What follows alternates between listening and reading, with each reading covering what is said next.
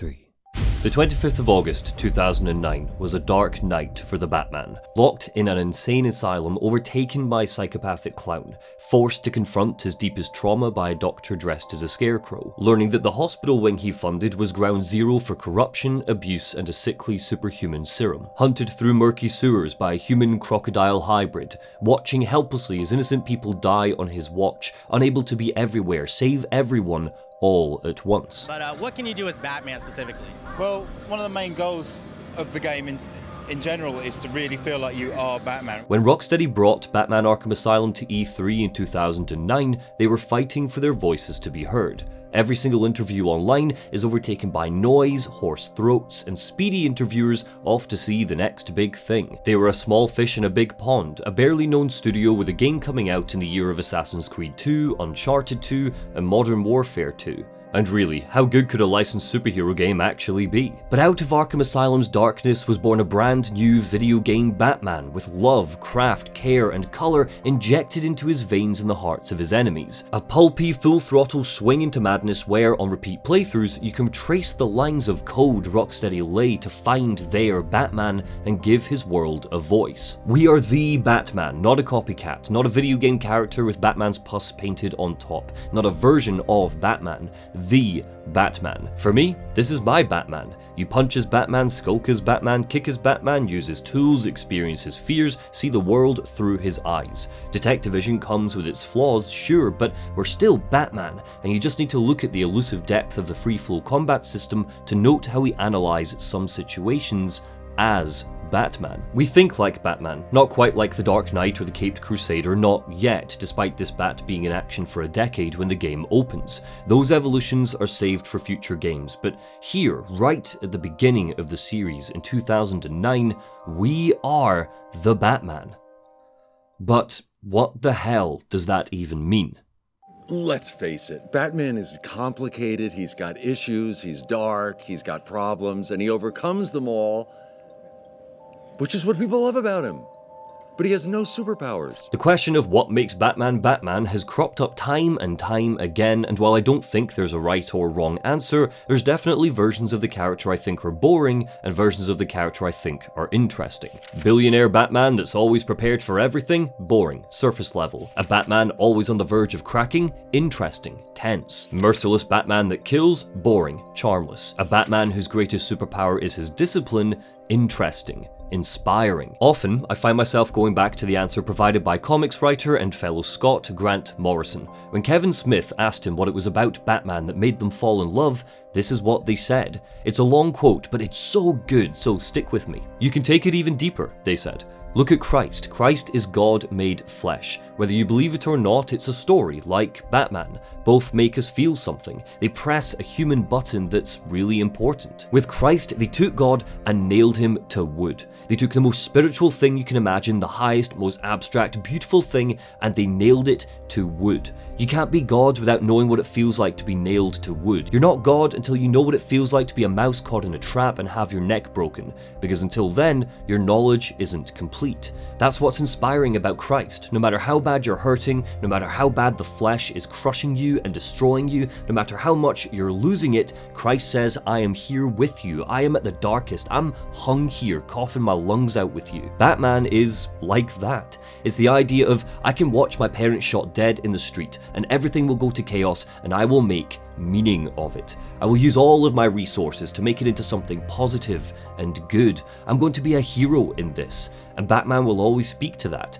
Superman's different because he's of the light, but Batman's of the dark. Like Christ, he's down in the dirt with us, and he's making sense of it all. It's significant. Morrison, along with the artist Dave McKean, created the graphic novel Arkham Asylum, a serious house on serious Earth in 1989. Today, it's better known simply as Batman Arkham Asylum, which, yes, makes finding copies of it online very confusing. In the story, the Joker has taken over Arkham, and Batman needs to fight his way through some familiar faces to bring it back under control. It loosely inspired Rocksteady's game 20 years later, and when I say loose, I mean it. There's no Titan, Two-Face is a key character, Amadeus Arkham is central to the plot, with more page time given to him than Batman. It's also dark, darker even than the game because it's so serious, no camp, no cheese, instead focusing on the twistedness of the asylum. The art swirls off the page, bleeding into maddening colours and shapes, delving into the psychology of the Bat. It's in here that we find a Batman pushed to the brink. We're going to be walking through Rocksteady's Arkham Asylum in detail, but alongside it, I want to tell you the story of a serious house on a serious Earth.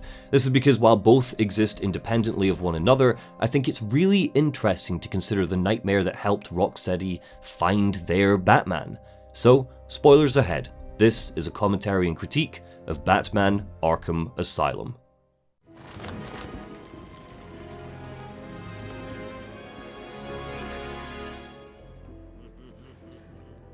Hey, Sharpe.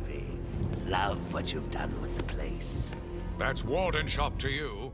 This video is going to act as a love letter to Arkham Asylum in a lot of ways, but nothing is a bigger love letter to Batman than this game, so I want to kick off by looking at its presentation. Looking back on the Arkham series as a whole package makes Arkham Asylum's opening even better. Batman's been in action for a few years, it's just another night. Joker had a rampage, took the mayor hostage, but he was recaptured pretty quickly, almost without a fight. Suspicious. We're picking up immediately with the series' main focus, Batman and the Joker. Even Arkham Origins, developed by WB Montreal, not Rocksteady, hyper-focuses on the relationship between the Bat and the Clown. But that's not the only thing Asylum prioritizes. Arkham Asylum doesn't just want you to feel like Batman, there you go, I said the thing, but it wants you to feel his inspirations, to appreciate his history. A serious house on serious Earth is the inspiration, sure, but it doesn't stop there. Batman's suit is a big-eared version of Jim Lee's design, best known for Batman Hush, with the grey colour and yellow utility belt giving him some vibrancy, reminding us of the game's keenness to bask in its comic book aesthetic. The cinematography of the cutscenes even gives you shots that might as well be ripped from Lee's pages. Areas are announced to you with flapping 2D wings that whoosh on screen and off again, understated but noticeable. Even the pause screen wants to impress you. A quick jab of a button and boom, black and white outlines sketch out across the screen, and navigating the menu is an art form in itself, with bold contrasts, never letting you forget Batman's comic book origins. The first 10 minutes is an exposition crawl that acts as a streamlined tour through this version of Batman, the Asylum, Barbara, Sharpe, Bowles, Gordon, Joker, and a couple of his other rogues. You could argue that it's a little slow, but I think it's entirely necessary. There are hundreds of versions of the Bat out there, so Arkham needs to draw its line in the sand as quickly as possible, and it does so with a sense of adoration. Paul Dini, Kevin Conroy, Mark Hamill, and Arlene Sorkin are brought over from the animated series to give some legitimacy to the writing and these versions of Batman, Joker, and Harley Quinn. But this Joker specifically is very different. There seems to be... Need to take my temperature? I'd be happy to drop my pants. In the animated series, Mark Hamill's villain and Kevin Conroy's hero first met in the Season 1 episode Christmas with the Joker. It opens with Joker in Arkham. He sings Jingle Bells, Batman Smells before jumping on a rocket ship Christmas tree and escaping.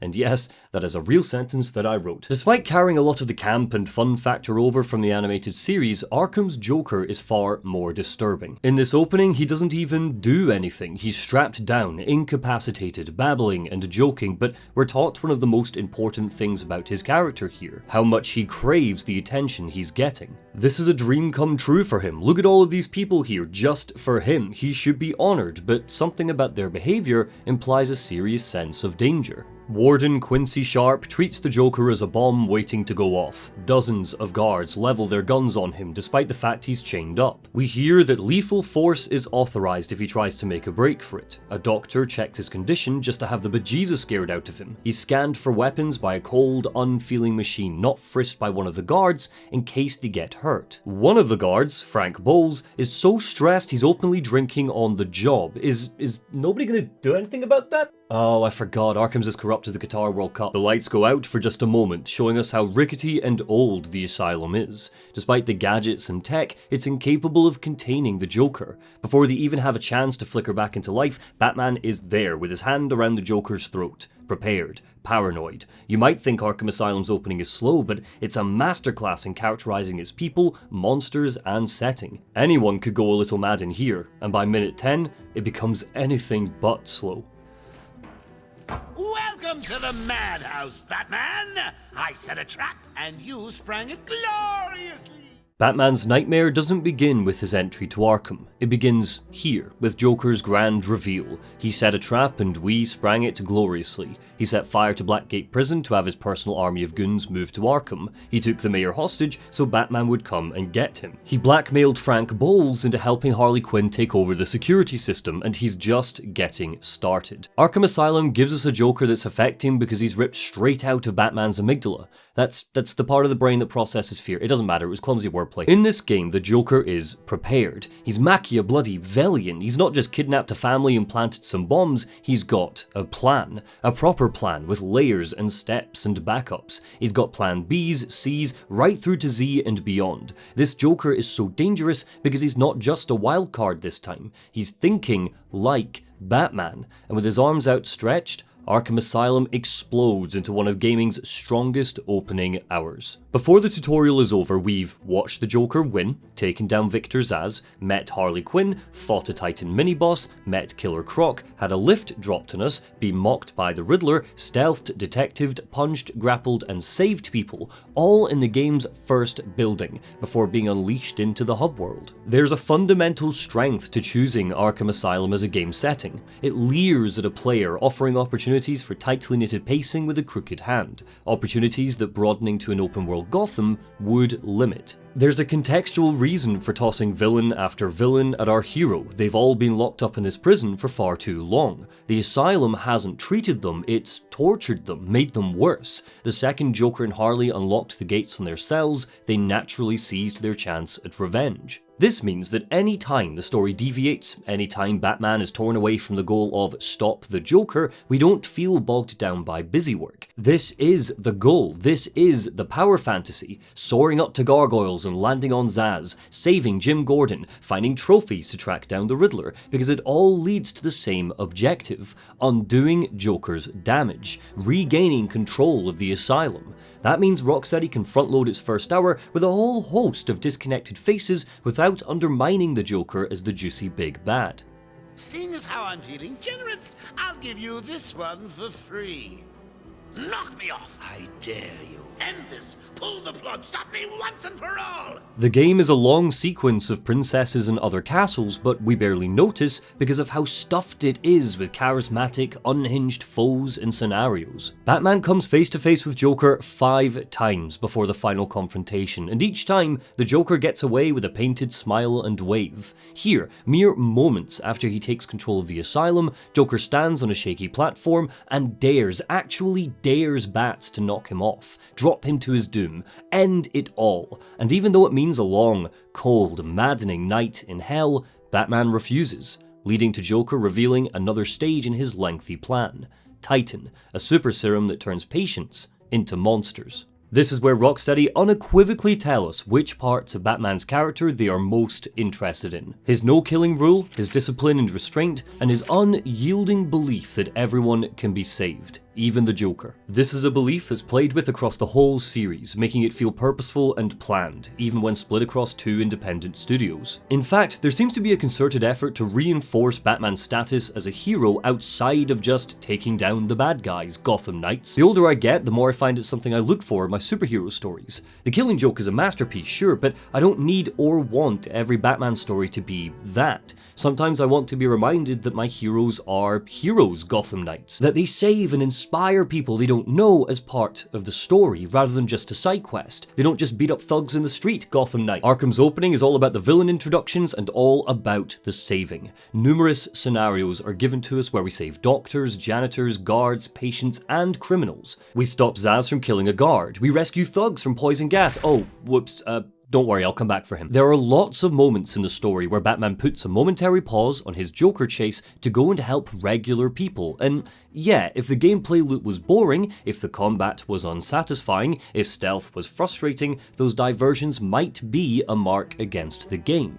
But we all know that's not the case. It's a testament to Rocksteady's confidence in those systems, to their wholehearted approach to reminding us we are the Batman, that we get to enjoy saving people, rather than see it as a task to be checked off a list. It's all part of the game's enthusiasm about being a living comic book. Hey, someone help Bat Baby up off the floor. That enthusiasm even carries over to failure. If we die, the supervillain of the hour steps into our game over screen not just mocking Batman, but mocking the player because of how it's framed. And they're so entertaining that sometimes I would let myself get killed just to see what Poison Ivy or Scarecrow had to say for themselves. Asylum relishes these villains. Rocksteady might have designed Arkham with the Batman fantasy in mind, but by the time the opening ends and the game opens up, it's hard not to feel like the bad guys are the reason the game exists in the first place. Paul Dini all but confirmed that this was a starting point during development. In a 2009 interview with The Guardian, he said, quote, "We knew that Batman would be going into Arkham, Joker would be the ultimate villain, and who Batman would encounter along the way, and from there, we kind of opened it up a little bit to say, okay, who really challenges Batman in this scenario? What villains can we bring in?" Everyone at Rocksteady understood the importance of tone. Arkham was going to be grown up, scary, while keeping the camp, and there's something to be said for how these villains are given a visual identity that leans on this attitude, and is explicitly Arkham. Scarecrow, Harley, Croc, Bane, Joker, Ivy, every single one of them feel like the animated series has grown up and grown teeth. Harley and Ivy are hypersexualized, but I don't think there's any malicious intent there. They're victims of Rocksteady's immaturity, a studio still incredibly early in its career. A grown-up Scarecrow means a mask with thin threads that look like terrifying teeth, while a grown-up Harley means a sexy nurse's outfit. We were still a few years out from Jimmy Palmiotti's run that revamped the character. And actually, wait, can we focus on Harley for a minute? Because returning to these games made me seriously question 14-year-old me. Young Monty, did we really think this was sexy? Or was it just Jessica Nigri's cosplay that did it? Because for a start, this is how she was animated, by one of the devs sauntering around in a mocap suit. And second, in 2022, Harley's animation, just like every other character in the game, is stiff. Incredibly stiff. Playing the remastered edition shows it off best, and regardless of the technical limitations of the Xbox 360, it turns out that this, beautifully, was kind of the point. To take the words right out of Xavier Coben, the lead animator's mouth, they were, quote, hand animated to capture an abstract feeling. They all look fantastic, but alongside that is a plasticky aesthetic that strengthens this focus on a living comic book. Harley's pigtails are rigid, they flop around like rubber strapped to her skull. Her mouth gapes and flaps with each word. Today, it might look a little dated, but the over-the-top tone and art style is so captivating that it adds to Arkham's vibe. It doesn't take away from it.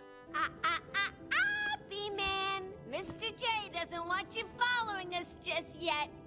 Color bleeds through the island. There's a reason comics separate colorists and illustrators. An understanding of what shades, which hues bring a moment and a character to life is key to the reader experience. Arkham Asylum understands that tenfold. The color palette changes depending on who's in control at particular moments. At the very beginning, it's all greys and dark blues because Batman's in control, transitioning to waves of green and purple when Joker takes over, just to be saturated by a dizzying sea of greens and reds when Ivy is injected with Titan. Croc's sewers are a gurgling brown and green. Scarecrow's nightmare levels swirl with diseased beige, brown and yellow. The environments breathe with whichever character is in charge. That abstract feeling Xavier Coben discussed earlier isn't just limited to the character animations, it's in every beat and hum of the experience. It's pulpy and hyper-exaggerated. This game, just like a serious house on serious Earth, usurps realism. It's not interested in giving us a realistic Batman that could exist in our world. Nolan's films have already done that. Instead, it wants to give us a surreal Batman that can only exist in the world Rocksteady have designed. Parts of the asylum are warped and unwieldy, some of it reduced to ruins and rubble. The landscape is uneven. There's a stack of graves outside that are so full that they make the ground seem bulbous and writhing. Assets like doors and desks seem big, far too big to seem natural, disproportionate to Batman's size. He is 6'2", how the hell is a little doctor nerd supposed to get up to that desk. Now, I'm not going to argue that this was on purpose. It's probably because Batman is a big guy with a big cape, and if these objects were regular sized, the collision detection would break the game. But Arkham's atmosphere is so thick that suspending your disbelief isn't just easy, it's immediate. Sure, these doors are massive. Arkham's built on Gothic architecture, big doors were a part of that. Or maybe there's traces of Scarecrow's fear toxin in the Bat system, so everything looks a little bit off. Or maybe none of that matters because its effect is so impressive. It makes the asylum dwarf Batman, close in around him, squeeze him as the madness of the night reaches boiling point. And as we leave intensive treatment, stepping out into the cool night air of the grounds, we're met with the big bare arse of the moon swallowing up the sky, acting as a silhouette and a mission statement. This is a game that will let us find our Batman. The pages of A Serious House on Serious Earth dissolve into madness almost immediately. The year is 1901. An 11-year-old Amadeus Arkham climbs the stairs of his mansion, bringing dinner to his mother. She's bedridden, suffering since the death of her husband, a frail shadow of who she once was. "Mother?" he calls out. "It's me, I've brought you something to eat." "I've eaten," Elizabeth Arkham mumbles. "Please," Amadeus says, "I think you should try to eat some of this." "Eaten," his mother snaps back. I've eaten." Black, squirming beetles push out from between her teeth. Their legs snap and their wings fray as they fall from her mouth. Years later, Amadeus thinks about the beetle, how it's a symbol of rebirth, how somehow, some way, his mother thought that eating beetles would protect her from something. But even then, he understood the significance of this moment. He thinks how his mother had been born again, reborn into that other world, the dark world, the mad world. We flash ahead to present-day Gotham. It's April 1st. Jim Gordon stands on the rooftop of the Gotham City Police Department. The bat signal penetrates the night sky. He's waiting for the Batman. "Sorry I'm late," Batman states. In the rain and the gloom, he's a formless, shifting shadow. "There's been a riot at Arkham Asylum," Jim says. "The inmates seized control of the building. We don't know how it happened, but they're holding the staff hostage. They're demanding to see you, to talk to you personally." A phone rings. Jim warns Batman that it's the Joker. "Joker, what do you want?" "Oh, I think you can guess." The Joker's voice cackles out of the speaker. "We want you in the madhouse, with us, where you belong." "And what if I say no?" Batman asks. "Well, we have so many friends here, sweetheart. Say hello to Pearl." A woman's voice, sobs over the line. "Such a crybaby, isn't she? Pearl is 19 years old. She wants to be an artist. She just drew me a beautiful house. She drew it with this pencil." There's a rattling and a scratching over the line. "This pencil that I've just sharpened. Open your eyes wide, Pearl. Oh, they're so beautiful, so blue, so..." The only thing louder than Pearl's screams are Batman's. "You have half an hour. Oh, and bring a white stick." There's a click. The Joker is gone, leaving behind the rush of the rain on Batman's cowl. "I'm going in there," Batman says, but Jim can sense the hesitancy in his voice. "I understand that you're afraid," Jim says. "Arkham does have a reputation." "Afraid?" Batman thinks on it. "Batman's not afraid of anything. It's me. I'm afraid. I'm afraid that the Joker might be right about me. I'm afraid that when I walk into Arkham, it'll be just like coming home." 1920. Amadeus Arkham is returning to his family home after his mother's funeral. He writes in his journals how she slashed her own throat with a pearl-handled razor. He thinks how it was for the best. He opens the doors to the mansion he has inherited and starts to make his plans. He vows to help people, to treat the people who suffer as his mother once did. That night, he dreams of beating wings. He starts by working at the State Psychiatric Hospital in Metropolis. He meets with Martin Mad Dog Hawkins. He listens as Hawkins tells him about his crimes, about how he mutilates his victims, about the childhood abuse he suffered at the hands of his father. "It was the Virgin Mary's idea," Hawkins tells him. "It was the only way to stop them from spreading their disease." "And why do you cut your arms with a razor?" Arkham asks. "Just to feel," Hawkins says. "Just to feel something." Arkham wonders how many more people are like Hawkins, men whose only real crime is mental illness, trapped in a penal system with no hope of treatment. He resolves to move back to Gotham with his family and to transform his mansion into an asylum.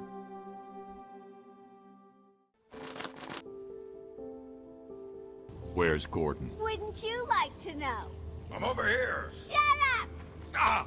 Jim Gordon has been captured by Harley Quinn. Our mustachioed damsel in distress is waiting in the medical facility for someone bat-shaped to come and rescue him. But Harley's locked off the main entrance, so we need to go the long way round, which means there's plenty of time to talk about the game's approach to collectibles. Riddle me this: who has 2 thumbs and has had his morning coffee? Yes, it is I, Edward Nigma, the Riddler, and more importantly, your intellectual superior. That's right, this dickhead, the Riddler, Edward Nigma, E-Dog, Arkham Asylum's most ingenious characterization, and definitely its least bad villain. Seriously, aside from breaking out of prison, Nigma doesn't actually commit any crimes, at least not in this game. Yet he's perfectly grating. We never see him, we only get his voice, transmitted from an undisclosed location, but he spent the past few years preparing for a night like this. A night where the Batman is stuck in the asylum with nothing better to do than crack a few optional riddles. Arkham blends a collectathon with the Riddler's neurosis and obsessive compulsion to be the smartest guy in the room. Each trophy collected or puzzle solved leads us one step closer to the Riddler's real location, eventually resulting in an off-screen arrest. There's no boss fight with the Riddler or final confrontation. If I'm being cynical, he's scene dressing for a treasure hunt. But if that's the case, he's really good scene dressing. There are 5 types of collectibles in the game: riddles to solve, trophies to find, interview tapes to listen to, Joker teeth to destroy, and Chronicles of Arkham. I think we can all agree that 3 of these collectibles are fantastic: the riddles, the tapes, and the Chronicles. The other 2, the trophies and the Joker teeth, are a grind. But why is that? Let's discuss your obsession with Batman. Hardly an obsession, Miss Young. I simply feel an obligation to expose him. You know who he is? More important, I know what he is. I think it comes down to intrinsic versus extrinsic motivation. Intrinsic motivation is where a player wants to do something because of the inherent satisfaction of doing that thing. It's fun in and of itself. Because of a variety of reasons that we will look at later, punching as Batman feels great, so the player is intrinsically motivated to seek out fights and punch bad guys. Extrinsic motivation is where a player wants to do something because of the reward they'll get at the end of it. That could be experience points, loot, money, more story, whatever. When we talk about Arkham's collectibles, there's one overarching extrinsic motivator that ties them all together: beating the Riddler. The goal of defeating him is more valuable and more rewarding than the act of collecting itself. The interview tapes give us incredibly entertaining insight to the game's cast of big bads, filling us in on their history, like getting to hear Harley Quinn fall in love with the Joker, or Killer Croc eating Catch's hand. That's the extrinsic motivator. We want to find them so we can hear more, but the act of searching for these tapes isn't satisfying in itself, because usually they're just sitting on a desk or a bench, illuminated by detective vision. The Chronicles of Arkham are a bit more of a challenge, but similar in their outcome. With just a couple of exceptions, they're all found either on the main path, behind walls, or through vents. The fun factor comes from the detailed voiceover that we get, from the captivating story that it tells, but the physical act of hunting for them isn't interesting because of the lack of variety. Once you've knocked down one wall, you've knocked down them all, meaning these are mini-puzzles with a solution you already know. The reward is extrinsic, not intrinsic. Joker teeth are infuriating. Tiny chattering gums clap along the ground. Each area in the game has up to 20 of them, the majority of which are just strewn in corridors we'll walk through on the way to the next objective. And those that aren't are tucked away in corners you'll easily miss, forcing you to do a full sweep of levels you've already conquered in the endgame. When we see them, there's barely any time to think before we toss a batarang and destroy them. No challenge, nothing cool to see, no player creativity, no intrinsic or extrinsic reward outside of XP. And then there's the Riddler trophies themselves. Out of 240 collectibles, these make up 101 of them. Less than 50%, but damn does it feel like more. The Riddler hardly brought his A-game to these because there's no puzzles here, nothing to figure out. They're less of a treasure hunt and more of a scavenger hunt, because there's no satisfaction to collecting one aside from the little goblin part of our brain that likes to see the percentage go up. There's simply nothing memorable here. Don't believe me? Well, riddle me this. You stand in a room and activate detective vision. A vent in the corner of the room lights up. You crawl into it and find a green trophy in the shape of a question mark. Are you A, in the medical facility, B, in the penitentiary, C, in the botanical gardens? Too slow, the answer is D, all 3, the caves, intensive treatment, and every single section of the island. This is the most common way you will find a Riddler trophy. Those of you who watched my Quantum Break critique know I love my spreadsheets and my stats, but this time, the numbers ended up being kinda depressing. To collect them all, you need to fully upgrade the cryptographer and all of the gadgets, which means there are a good chunk of trophies saved for the endgame. By that point, trophy hunting loses a lot of its allure because in the final hour, there's nothing else going on. No villains on the prowl, no goons to fight, no stealth sections to creep through, just Batman, vents, electric panels, and weak walls to blow up. We find the trophies in the same way we find the Chronicles of Arkham, and while that repetition can become quite chilled and meditative while listening to a podcast, I challenge anyone watching to sincerely tell me you were motivated by the act of finding the Riddler trophies. At no point was I seeking them out because that was the fun thing to do. I was seeking them out because I was motivated by the extrinsic factor of taking down the Riddler. I'm losing patience. You're cheating. You must be. Generally, I think there's a couple of directions you could go in with Edward Nygma. Paul Dano's version from the 2022 movie is one of them. He was so pathetic that it was sad and borderline sympathetic. That version explored how damaging his compulsions could be when they were warped by a socio-political agenda. He wasn't enjoying himself, he was on a crusade, and that painted his mental state as explicitly tragic. Asylum's version is much more fun. He enjoys his compulsion, he's pleased with himself. It gives him meaning and purpose, so we don't need to feel guilty about hating him. He's a hypocrite and the butt of a game-long joke. We're encouraged to see him as irritating. Every word out of his mouth is patronizing or insulting. With every riddle solved, he'll accuse us of cheating, which is ironic because we learn that he's a cheater himself, inventing riddles with random answers and historically cheating at quizzes. His role as an antagonist, his characterization, is the #1 motivator for 100% completing the game. His assholery is so effective, so juicily performed, that we want to beat him. If there was no voice acting, if the collectibles just existed in Arkham's world without the Riddler popping up to mock us every now and then, I wouldn't be nearly as interested in collecting them all. What? You found that one too?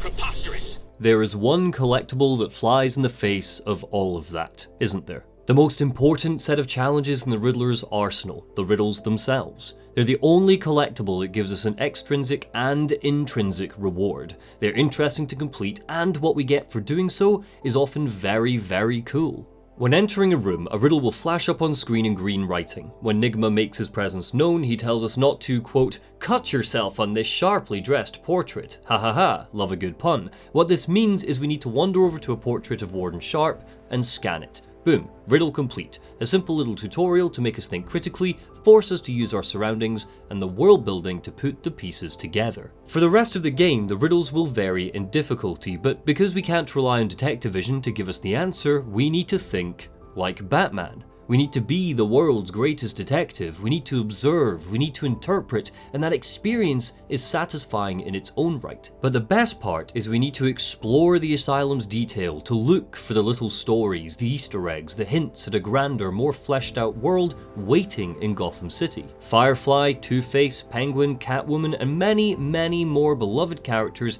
come up as answers to the riddles. We get to see Killer Croc's cage, where he enjoyed a daily lunch. We find where Scarecrow stored his fear toxin, preparing an elaborate scheme to conquer Gotham. They're just a cheeky excuse for Rocksteady to guide us to Easter eggs, and for a chunk of them, we are rewarded with character biographies and gorgeous, hand-drawn art of friends and foes. Rocksteady's way of showing us how they interpret characters that didn't make it into the game. The riddles are fun to crack, and we get cool rewards. They're intrinsic and extrinsic. That's why we remember them so fondly. Well, okay, that's half true, because not every riddle leads to an Easter egg or something cool to see. A handful of them lead us to perspective puzzles. Using detective mode, we need to find question marks painted on the walls and floors, lining up a dot with a curved line when the damn thing works. Come on, Edward, that is totally lined up. These work because they're used so sparingly. Barely 10% of the riddles come in this form, so they're a nice change of pace and a neat challenge. There's a similar mindset to the Easter egg riddles. They require us to think, be observant, and angling Batman into position with various gadgets working around the level design is the closest thing to a mechanical puzzle Asylum ever gives us. That's still only half of the story, but Batman's made it inside the medical facility by now, so we better catch up with him. What's going on? They were talking like they were in control. Is it true the Joker escaped? Unfortunately, yes. But not for long.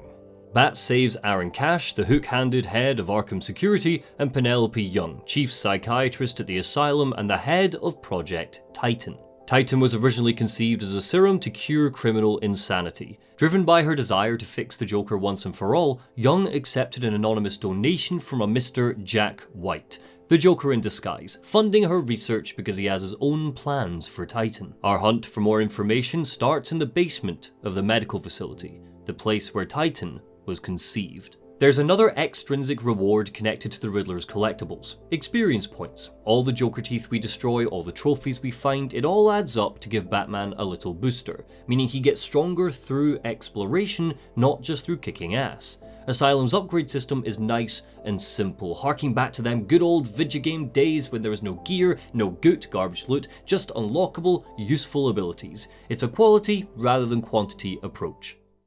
Gotham Knights. XP adds up to give us a skill point. Each skill point unlocks one upgrade. They're not all created equal. When faced with an extra Batarang or a new stealth takedown, I think we'd all pick the takedown, but endgame Batman definitely feels stronger, more flexible, more agile than early game Batman. Upgrades give us more options, and while later games in the series will make this evolution more visceral and detectable, there is a growth. The throw, the free flow takedown, the remote Batarang, the proximity detector for explosive gel, none of this is gifted to us by the main story. We need to earn it and unlock it, and because we earn experience points through fighting against the Riddler, there's a connection between besting him and being the best Bat possible. And speaking of the best, let's look at combat.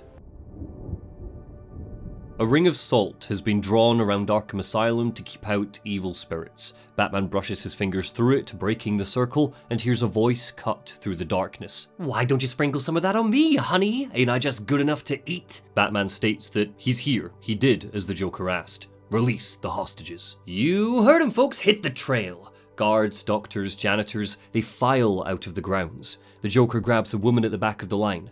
"Bye, Pearl. Let's do it again sometime." "Pearl?" Batman looks at her. "But her eyes, they're fine." "April Fools."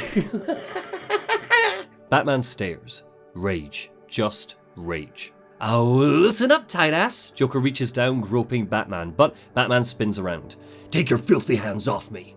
"What's the matter? Have I touched a nerve? How is the boy wonder anyway? Has he started shaving yet?" The Joker steps forward and places his hands on the door to the asylum. "April Sweet is coming in," he sings, pushing into the welcome area.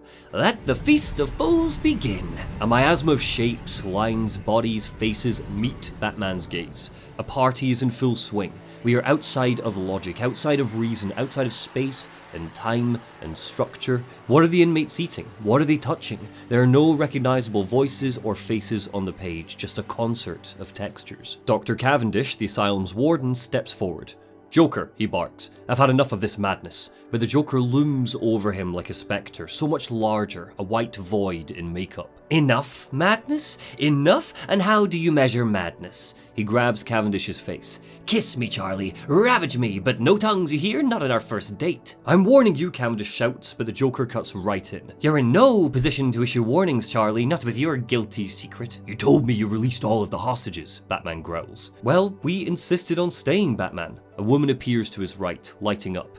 "I'm Ruth Adams, a psychotherapist here." "And this is Doc Cavendish," Joker laughs, "our current administrator and a man who just loves to administer currents to ECT patients." "I have a duty to the state," Cavendish rumbles. "Well, while we're discussing duty, it looks like someone's just done theirs on the floor." Joker pulls aside a table to reveal Two-Face. Harvey Two-Face. He's naked, ragged, clumsily shuffling a deck of cards. A puddle of urine flows from underneath him. "I'm sorry," Two-Face mutters. "I couldn't help it. It takes so long to decide. So many options. I'm really, really sorry." "What have you done to him?" Batman asks. This lumbering shadow staring at Two-Face with pity. "Done?" Ruth Adams frowns. "He's being cured." She goes on to explain that they're trying to tackle Two-Face's obsession with duality. Once he relied on his coin, seeing the world as binary, flipping it for every big decision, but they took that away. Instead, they gave him dice and cards. "But," Batman says, "right now he can't even make a simple decision like going to the bathroom without consulting his cards. It seems like you've effectively destroyed the man's personality, Doctor." Two-Face pulls the tower card from his deck, an omen of danger ahead. "You must admit," Batman says, It's hard to imagine this place being conducive to anyone's mental health, and your techniques don't seem to have had much of an effect on the Joker. Dr. Adams takes a deep draw of her cigarette. The Joker is beyond treatment. In fact, we're not even sure he can properly be defined as insane. She goes on to say that the Arkham staff are beginning to believe that the Joker might harbour some kind of super sanity. A brilliant new modification in human perception. He has no control over sensory information he receives from the outside world, and he can only cope with the chaos he perceives by going with the flow. He recreates himself every day. The Joker interrupts, picking up an ink blot from the table. "What do you see, Batman?" Batman stares at the ink blot. He sees a bat. "Nothing," he hushes. "I don't see anything." "Stop wasting time." The silhouette of a black mask appears out of the shadows. "Take off his mask. I want to see his real face." The Joker snaps back that he shouldn't be so predictable. That is his real face, and besides, he wants to go much deeper than that tonight. "I want him to know what it's like to have sticky fingers pick through the dirty corners of his mind, so let's start with some word association, He prods Dr. Adams. She hesitates, but Batman reassures her. "Go ahead, Doctor. I'm not afraid. It's just words." "That's the spirit," Joker cackles. "I like a man who can take the pressure."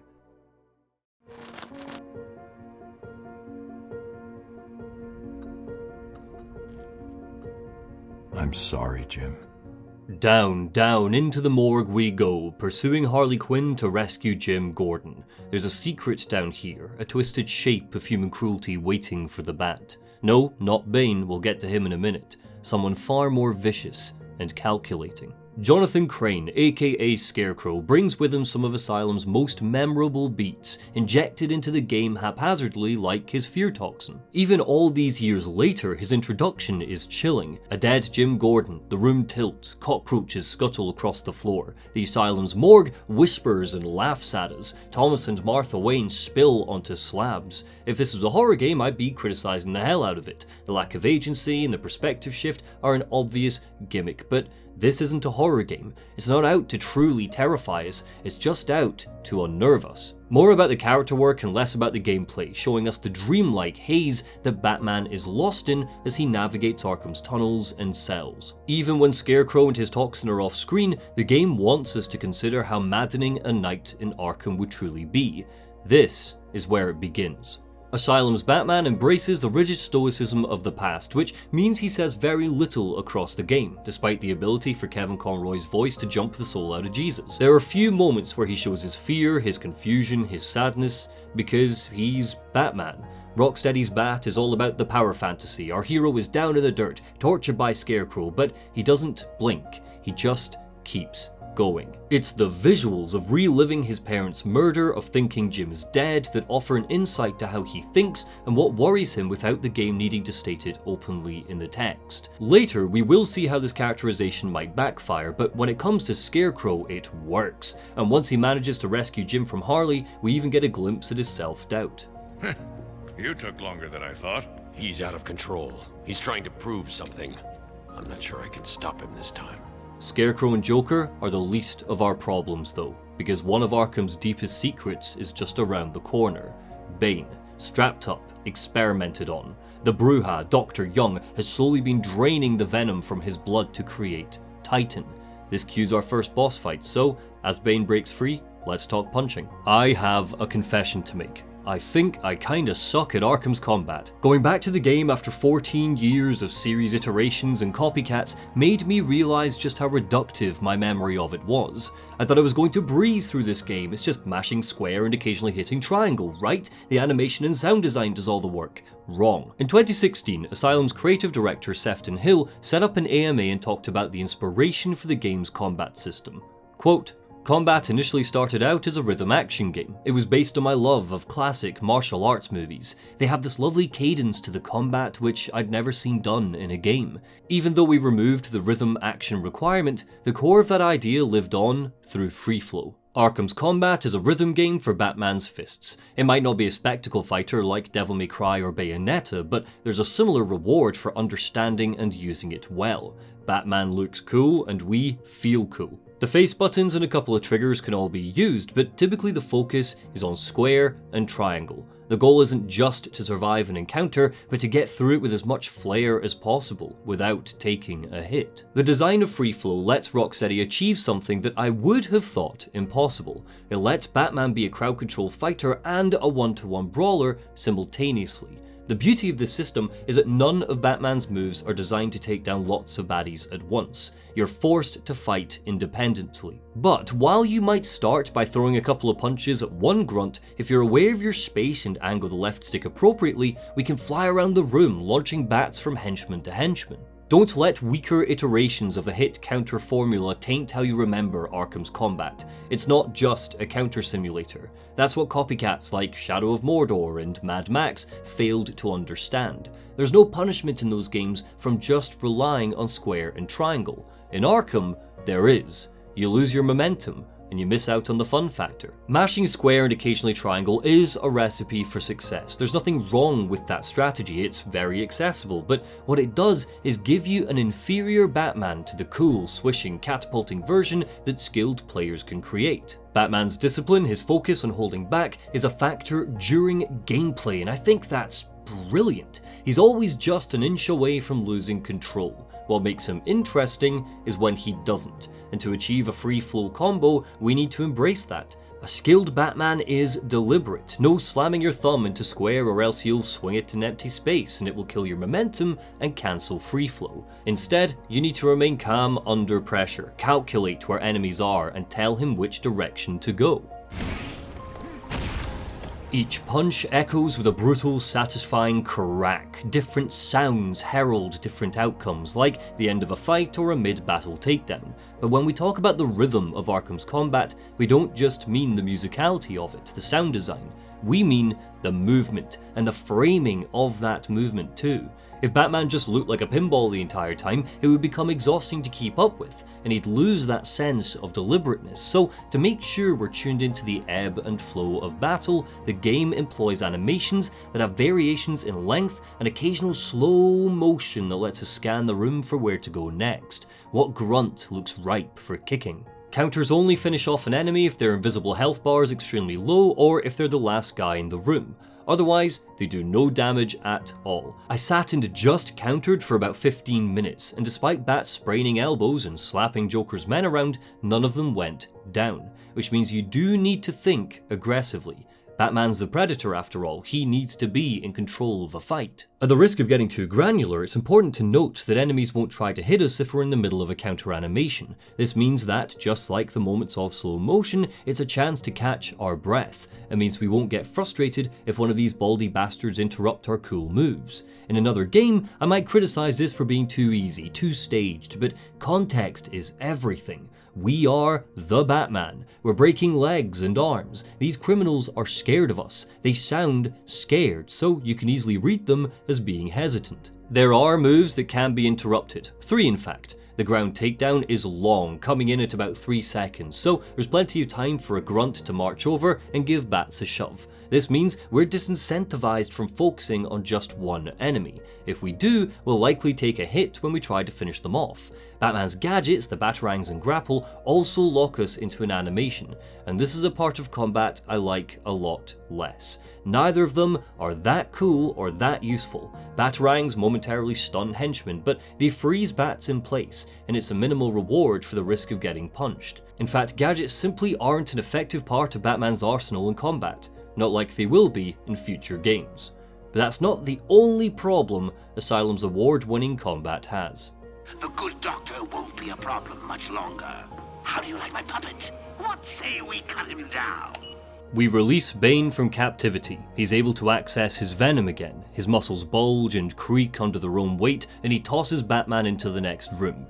As a boss, Bane is serviceable. We can only do minimal damage, so the goal is to wait for him to charge, toss a batarang, and leap out of the way. On his own, he's fine, but Asylum commits my biggest boss fight sin again and again, tossing cannon fodder at us to make up for lackluster bosses. We approach this fight the same way we'll approach the Titans for the rest of the game, so with that in mind, let's talk enemy variety. Titans are introduced more commonly the further into the asylum we descend, often surrounded by thugs. Unfortunately, these big boys don't work with a crowd because you can't counter them, which means their greatest crime is they break up free flow. You're busy leaping about enemies and then a big random swipe will happen that you have no way to prevent, so you spend a lot of time keeping away from them, rather than leaping into the thick of it. Riding them around the arena as they laboriously flail, weeding out regular goons, is fun the first time, but dull the sixth. It's slower, with less animation variety and less sense of skill and momentum, so using these guys flies in the face of everything that makes fighting so fun. Aside from the Titans, we've got regular grunts, knife guys, stun baton guys, gun guys, snipers, lunatics, and Ivy's plants.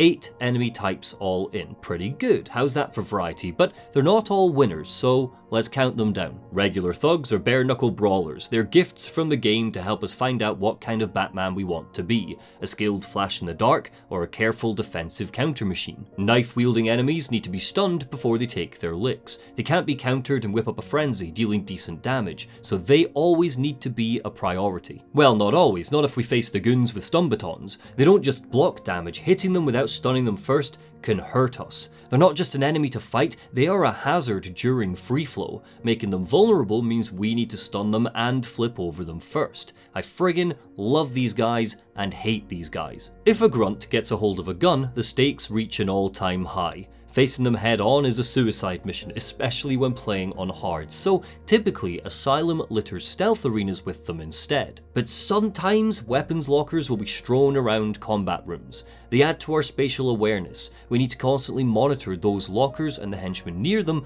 while still keeping an eye on every other enemy in the room. The only problem with them is they're not used enough during encounters. Lunatics are a pain in the ass. They leap on our back for a long time, forcing us to mash X to throw them off, and they won't be knocked out unless you go in for a takedown. What's surprising is the story never tosses them in alongside Blackgate prisoners. Instead, that scenario is tossed into the challenge maps. As much as they get on my nerves, they're relegated to the penitentiary and roaming the grounds. By the last couple of hours, they're part of the furniture. Calling Ivy's plants an enemy type is generous, I will admit. They're dotted around outside, spewing slow, floating orbs of stuff that hones in on Batman while we race to the next part of the asylum. They go down with just one hit and have a long wind up before attacking, so getting rid of them is pretty easy. Snipers also just live in Asylum's grounds, coming out at particular scripted moments and hunkering down in watchtowers. They are deadly, but less combat and more stealth and maneuverability. Part of the world to get around rather than foes you must take down, which adds some much needed variety to the telegraphed arenas elsewhere. Jim, get back to the mainland. It's too dangerous here. I don't like leaving you here. Radio claims he's planted bombs all over Gotham. Gotham will panic. You're needed there. We're ready to go now, sir. With Bane defeated and possibly drowning, I know Batman doesn't kill, but feel like we should check on him. No, Batman and Gordon learned that Joker's planted bombs all over Gotham, ready to go off if the cops stick their meddling noses into his party. Again, all of this adds to just how prepared Joker was for tonight. We'll later learn that the bombs are a mere distraction, nothing there to really hurt people, but if anything, that adds to just how calculated Arkham's Joker is. He went out of his way to plant fake bombs for the GCPD to find while plotting the Asylum takeover, and he still had time for a chuckle. Gordon sets off to the mainland to search for them, and Batman realizes that he needs to upgrade his tools if he's going to confront Joker. So, what better time to explore the game's Metroidvania mechanics? 1910. Arkham moves his family back to Gotham. He thinks of Michael and the Angels, their battles against the old dragon Lucifer. He plans to bring light to the old corridors of his childhood, to fill the mansion with patience. He plans to prove that reason will triumph over the irrational. His daughter Harriet is plagued by nightmares. He blames the Lewis Carroll that she's been reading. He hopes things will settle once the refurbishment is complete. As he stands in her bedroom, he looks down. A playing card. The Joker. Back in present day, Batman sits opposite Ruth Adams. The Joker gleefully dances around them as she prepares to throw words at him. Mother, she says. Pearl. Handle. Revolver. Gun. Father. Images flash in Batman's mind with each syllable. That tortured night. The night he lost them. The night they died. He grits his teeth. Father. Death. End. Stop. He shakes, trembles, and falls to the ground. Stop! The Joker laughs. In the past, Arkham thinks about his studies, his travels. He scoured the globe for great minds to learn from. Young Crowley, they teach him about the darkness of the human mind and what he might learn from it. When he returns home for Christmas, the house is quiet. The construction is almost complete. The phone rings. It's Metropolis Penitentiary telling him that Mad Dog Hawkins has broken out of prison. They want him to help them figure out where he might go. He tells them it's not his problem. Harriet's bad dreams are getting worse. Arkham comforts himself with the knowledge that all intelligent and beautiful children suffer from bad dreams. He almost wishes she would never grow up. In the present, the clock chimes 10:30. It's getting late, the Joker says. Time to begin tonight's entertainment. The Joker lays out the game. Hide and seek. The Batman has an hour to find somewhere to hide, and when time is up, all of his friends will try to find him. They're all here, you see. Croc, Mad Hatter, Clayface. I don't take orders from you, Batman growls. So, the Joker shoots the security guard in the head. Oh, what a senseless waste of human life, Joker laughs, leveling the gun at Dr. Adams. Now, Batman, run, or the good doctor gets it. Batman runs. He runs through the winding corridors of the asylum, he runs through the wards, he runs through the cells, but his mind's still pulsing with the trauma Dr. Adams ripped out of him. He sees the cinema, the gunshot, the pearls, he hears his mother's voice. It's too much. He no longer inhabits the darkness, he's drowning in it. He needs to snap out of it. He needs something that's going to shock his system back to reality. Just like Mad Dog a century ago, he needs to feel something. He grabs a piece of glass from the floor, jabs it right through his hand. It seems to work. In the pain, he finds clarity. But as he shuffles up the corridor, he moans to himself, Mommy? What follows is a perfect example of how eager Rocksteady were to add notches to their belt and hype up the experience of being the Batman. The Easter eggs, patient interviews, returning voice actors, they're all neat touches, but combine that with a cameo from the Batmobile and a visit to a goddamn Batcave, and you've got a recipe for 15-year-old me to have a whale of a time. Again, it's like every opportunity the game's given to have fun and treat the player, it takes. This presentation and structuring is so confident and effective that there's even time for a bloody because I'm Batman joke a third of the way through. A Batcave on Arkham Island? I built it years ago. It's best to plan ahead for situations like this. How'd you manage to keep this a secret? It's me, remember? That's Barbara Gordon, aka Batgirl, aka Oracle, my future wife, and our voice in Batman's ear. In the Arkhamverse, a lot of the big beats from the comics are canon. Joker did shoot and paralyze Babs like in The Killing Joke. Jason Todd was beaten to death with a crowbar like Death in the Family. I think it's an interesting choice to give us Oracle but not Alfred, but this was the era pre-New 52. Rocksteady were clearly inspired by a lot of older Bat tales, so they brought Oracle into the fold to establish a bit of history for their Batman. This was, after all, a few years before Gail Simone's brilliant Batgirl run gave her back the cowl. Her involvement in the story is frustratingly minor. She's an expository mouthpiece, there to give Bats someone to explain his next steps to so we, the player, know what our goal is. Fair enough, but I think there's a missed opportunity to make her more. The Joker's plan is predicated on Batman having one bad night in the asylum and eventually transforming into an insane monster with the Joker. There are thematic parallels between his plan and Alan Moore's famous story, a story that scarred Bruce and Barbara and Jim, so it would make sense for Batman to confide in Batgirl the harder the game gets, offering some more substantial glimpses to the man behind the mask. Instead, Barbara Gordon is here to explain the finer details of Joker's plan to us, just in case we miss it. If Joker gets his hands on this, he will create an army of 1,000 Banes. My God, is Joker crazy enough to do that? What am I saying? You've got to stop him.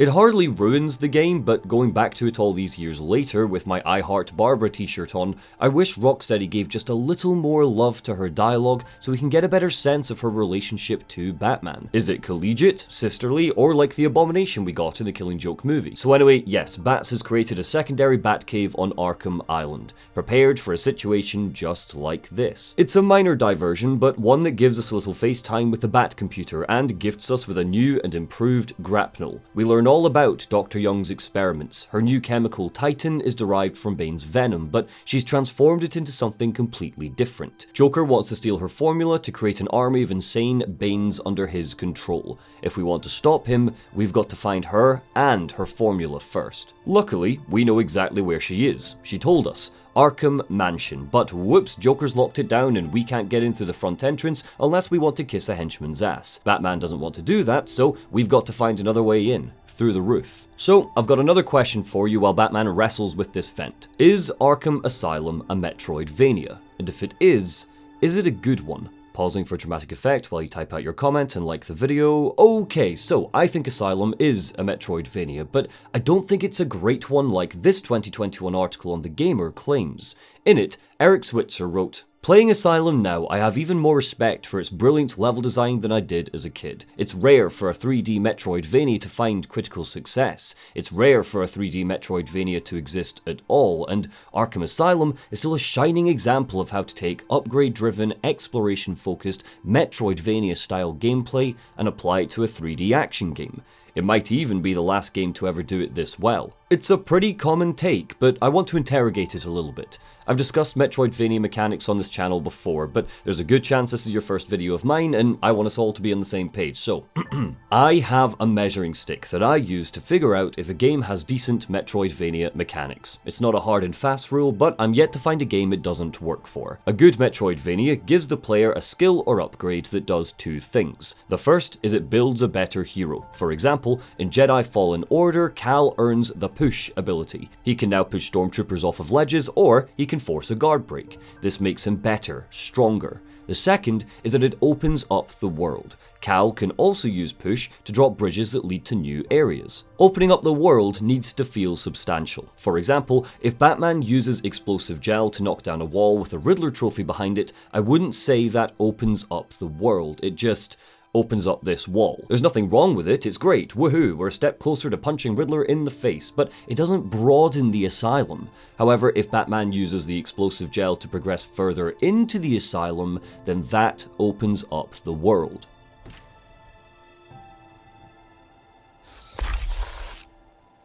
Arkham Asylum has a whole bunch of gadgets, but they don't all achieve these two goals. Some of them open up the world, but don't build a better hero, and others build a better hero, but don't open up the world. So, to make sure we're thorough, I want to examine 6 of the gadgets. The Sonic Batarang and the Remote Batarang aren't given to us by the main story. We need to invest our skill points to unlock them. Both are solid tools in the Bat's arsenal when preparing for a stealth section, especially the Sonic Batarang. It can be lodged near a knocked out thug to lure his pals over, and if you upgrade it fully, it can automatically zap them, knocking them out. The same goes for the Remote Batarang. If an enemy is blocked or out of view, like a sniper, you can send it careening through the air to stun him and nab some precious seconds to get closer. Both build a better Batman. They provide relatively useful options to overcome various obstacles the game tosses our way, but what they do not do is open up the world. On the flip side, there's the Line Launcher and the Cryptographer. The launcher opens up the world because it lets us pass over long gaps. It unlocks the second half of the Botanical Gardens. The Cryptographer unlocks various pathways through the main asylum, deactivating security gates. Neither are useful in combat or stealth, at least where they're paced in the story. You could say that the Line Launcher could let Batman cross an arena quickly, but it'll end with him slamming into a wall rather than gracefully transitioning to a gargoyle or vantage point. With the Cryptographer, Batman effectively might as well be given a red keycard to let him get past the security gates, and all you would lose is the wee minigame when you wangle the lines about. These open up the world, but they do not build a better hero. You could argue that they lead to the means of building a better hero because they both unlock Riddler trophies, and those Riddler trophies give us XP, and honestly, that is fair enough. But then we're back to the same problem with those trophies. There's no intrinsic reward when we collect them, because the solutions are always far too simple. Hack a console, shoot the Line Launcher at a wall. The first new gadget we get, the Explosive Gel, ticks both boxes. Not only does it unlock locations like the Batcave, but it's also a key tool during the stealth sections, and for good measure, it's necessary for finding collectibles. Yeah, big bad Batman. Come on, tough guy. Come and get us. Oh, look at him. Stuck out there. Ain't you got a cat to rescue from a tree or something? And this baby, the Batclaw, is the most impactful gadget in the game. It does everything. Need a box moved? Sorted. Need to pull an enemy over a railing so he bumps his head? No problem. Want to grapple an enemy during combat? It's a little clumsy, but hey, it can do it. Is that weak wall too high up? Psh, easy. Need to pull down a high vent? It's got you. The Batclaw doesn't just open up the world and build a better Batman, it comes with a later upgrade that does it bigger and better in the second half of the game. If every gadget was treated like this, Arkham Asylum could be one of the greatest Metroidvanias ever made, but despite the many ways that it kicks ass as a game, I think it struggles with its Metroidvania mechanics. We often praise Asylum for bringing some incredible 3D Metroidvania design to the table, but I think what we're really praising when we say that is its level design, which we will get to. Arkham's Metroidvania stuff lives and dies on how its gadgets heavily rely on the Riddler and his collectibles to feel as important as they do. If you were to play through it and ignore every single Riddler collectible, you would barely use a third of them, and I think that's a damn shame. But what the gadgets do let us do is let us pull this vent off so I can kick that henchman's ass. I am vengeance, bitch! The Joker waits with some of Batman's famous villains. I say we go after him now, barks Black Mask, but the Joker reminds him that they promised the Batman an hour, he's only been gone 10 minutes. Professor Milo paces. This is ridiculous, he grunts. What do you think, Dent? Two-Face just looks out of the window, transfixed. The moon is so beautiful, he says. It's a silver dollar flipped by God and it landed scarred side up. See? Mad Hatter scratches his head. Joker, we're bored. Oh, alright then, Joker sneers. Let's just pretend it's been an hour. April 1st, 1921. Amadeus Arkham returns home one night to find madness waiting for him. Mad Dog Hawkins broke in while he was away at work. He sees his wife's body first. Mad Dog was here, is carved into her stomach. She's in pieces, strewn around the room. Harriet's head is missing. He scans the room, looks at the doll's house. And the doll's house looks back. Calmly, placidly, he puts on his mother's wedding dress. It all seems perfectly rational. He kneels in the nursery abattoir and vomits. Amadeus Arkham worries that he might be ill. Clayface drips around the ward, naked. He slicks a long line up the wall, pieces of him drizzling off and bleeding into the concrete. My skin is sick, Batman, he says. It's rotten and seeping. Batman reels back. I just want to share my disease. He reaches out, tries to touch the Bat's face. Batman panics. He lashes out with a swift kick to the shin, and Clayface's leg shatters. He collapses to the floor, still melting. The Batman keeps running. Next is Dr. Destiny. He squeaks into view, confined to his wheelchair. Clayface would normally push him around, but now he's screaming a couple of rooms away. Clayface, Destiny whispers, entering a large room covered in mannequins. Fine, don't answer me then, you dirty, rotting bastard. I don't need you. I can easily find someone else to push me. He does. To get past him, Batman kicks out with a firm boot. The wheelchair spasms, and Destiny flies forwards down the stairs, collapsing in a heap. The Batman keeps running. Next is Scarecrow, dragging his pitchfork. Tiny sparks shoot up from the ground. He looks like a stick figure awkwardly posed. Batman halts and stares. Scarecrow stares back, as if frozen by his gaze. The Batman keeps running. He no longer belongs to the dark, so he fumbles for a light switch, and as a tiny bulb bursts into life illuminating the gloom, he traces his fingers over the walls and floor of a cell. Who did this cell belong to? The ramblings of a madman? A journal? Amadeus Arkham's journal. Oh, my God, he whispers.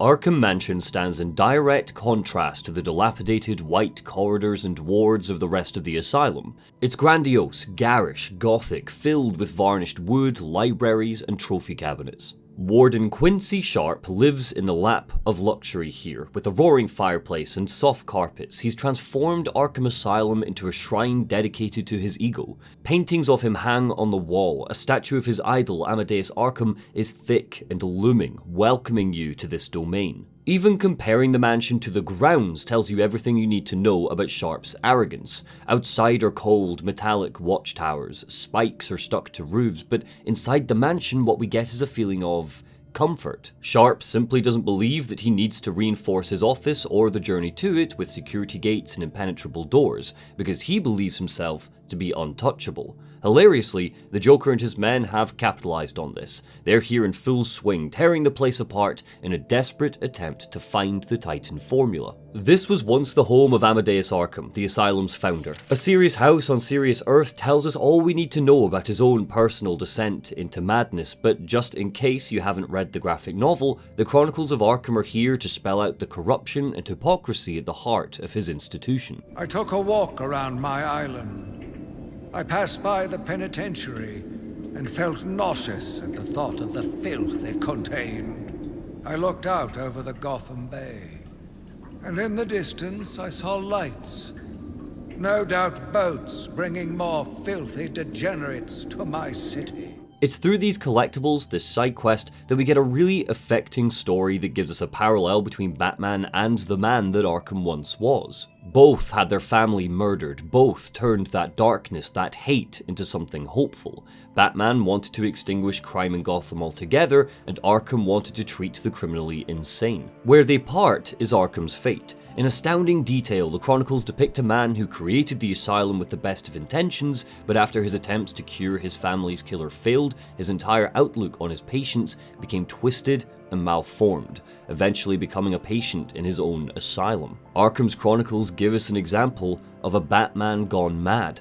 The game seems to draw a comparison between Arkham Mansion and Wayne Manor. It's here that Scarecrow appears for a second time, gassing bats and sending him off on another magical mystery tour through his trauma. The corridors remain decadent, but the assets are replaced with vases and wood shelving that's unique, distinctly not Arkham, before finally transforming into Crime Alley. Here we see, once again, the corpses of Martha and Thomas Wayne. It seems like Asylum wants us to think of Bruce Wayne alongside Amadeus. Or does it? Because as you collect each Arkham Chronicle, the story changes. It transforms from a 20th century tale to a present day one, eventually addressing the player directly. Some of these chronicles could not be written by Amadeus Arkham. Instead, they've been carved into slab by the Warden, Quincy Sharpe, believing himself to be possessed by Arkham's founder. At what point the Chronicles stop being Arkham and start being Sharpe is unclear, but regardless, what these stories tell us is the Asylum is not fit for purpose. Everything that happens in this game is a result of the corruption and brutality taking place under Quincy Sharpe's watch. He calls the patients vermin, he tortures and torments them out of some belief that he's an avenging angel, and worst of all,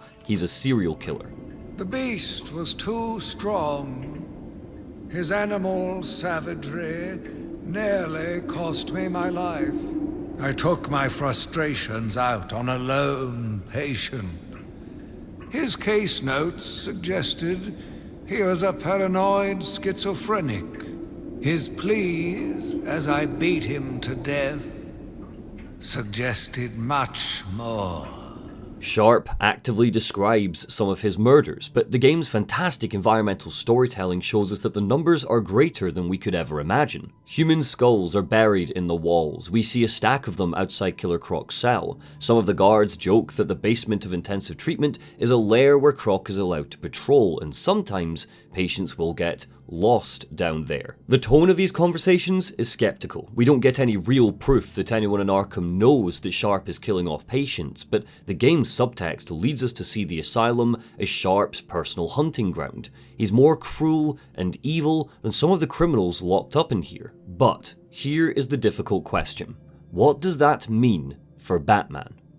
Batman brutalizes the poor and mentally ill, and Hollywood has us celebrating a sociopath. That's what Benjamin Dixon wrote in 2019. It's a joke that's long past its funny by date, and a take that's as nuanced and interesting as Superman is boring because of how strong he is, and Captain America is an allegory for fascism. I've seen the criticisms of how Asylum tackles mental illness, how it reinforces Dixon's belief, but I think that does the game a disservice, and wrongfully projects Rocksteady as some sickening studio that laughs at those those who are suffering. There is an absolutely brilliant article on the Royal College of Psychiatrists titled Dr. Christina Fawcett on the Batman Arkham series and incarceration of people with mental illness. Now you might immediately think with a name like that, Dr. Fawcett would tear the series to shreds, missing that all-important fantastical layer that cloaks each minute of game time and world building. But it's quite the opposite. Quote, Arkham is depicted in a manner that already presumes its failure as a space for rehabilitation. By positioning it in Victorian buildings with old-fashioned torture-style devices, it makes all the treatment feel outdated and ineffective because it's the brutality of the past. We don't get a counter to that. We very much see the dangers and threats of the system in a way that justifies Batman's violent interventions. It justifies the way he engages with the space as brutal. Nothing else works, so you may as well send in a guy with a big bat cowl to punch people. I couldn't agree more with what Dr. Fawcett says here. She's perfectly described the environment Rocksteady have purposefully created for us to run around in. The entire game is slavish in its attention to detail and nodding to its inspirations, so the Arkham Asylum we get is the one pulled from Grant Morrison's writing. This is the Arkham Asylum of the DC universe. To my knowledge, we've only ever seen one version of the asylum that's healthy and fit for purpose, a version led by a cured, sane Joker in Batman White Knight. But even with all of that in mind, the game's handling of the subject matter isn't perfect. He wants an army, a horrible twisted force to destroy Gotham, but he couldn't do it without the formula. I hid it, but... So now he has Venom and your formula. God, he has gallons of the stuff. There's a lab, hidden in the gardens. It's locked off, but the security key codes for the entire island are in the warden's safe. What else is Joker planning? How should I know? You think anything he says makes sense? We eventually find Dr. Young in Quincy Sharpe's office. Saving her from Victor Zsasz, she goes to get her formula, but we're far too late. Joker got there first, stealing the formula and planting a bomb that kills her. Over the course of the night, Batman will watch helplessly as Joker commits many, many murders. This is a story where he fails to save everyone, and it's certainly one of the areas where Rocksteady's focus on his sobriety, his ability to mask his emotions, becomes more of a frustration than a benefit. I don't believe Bats should be on his knees crying over Young's corpse. She's a mad scientist who developed Titan by experimenting on a patient. She's hardly innocent in all of this. In fact, the entire series is triggered by her accepting an anonymous, sketchy donation and Sharpe approving her inhumane work. But I do believe Batman should comment on what's happening in a more personal way. This is a version of our hero who misguidedly thought throwing money at Arkham would help cure the patients within it. He funded the entire medical wing, and tonight he's faced with the consequences for that misguidedness. He put his trust in the Arkham staff to treat the likes of Victor Zsasz,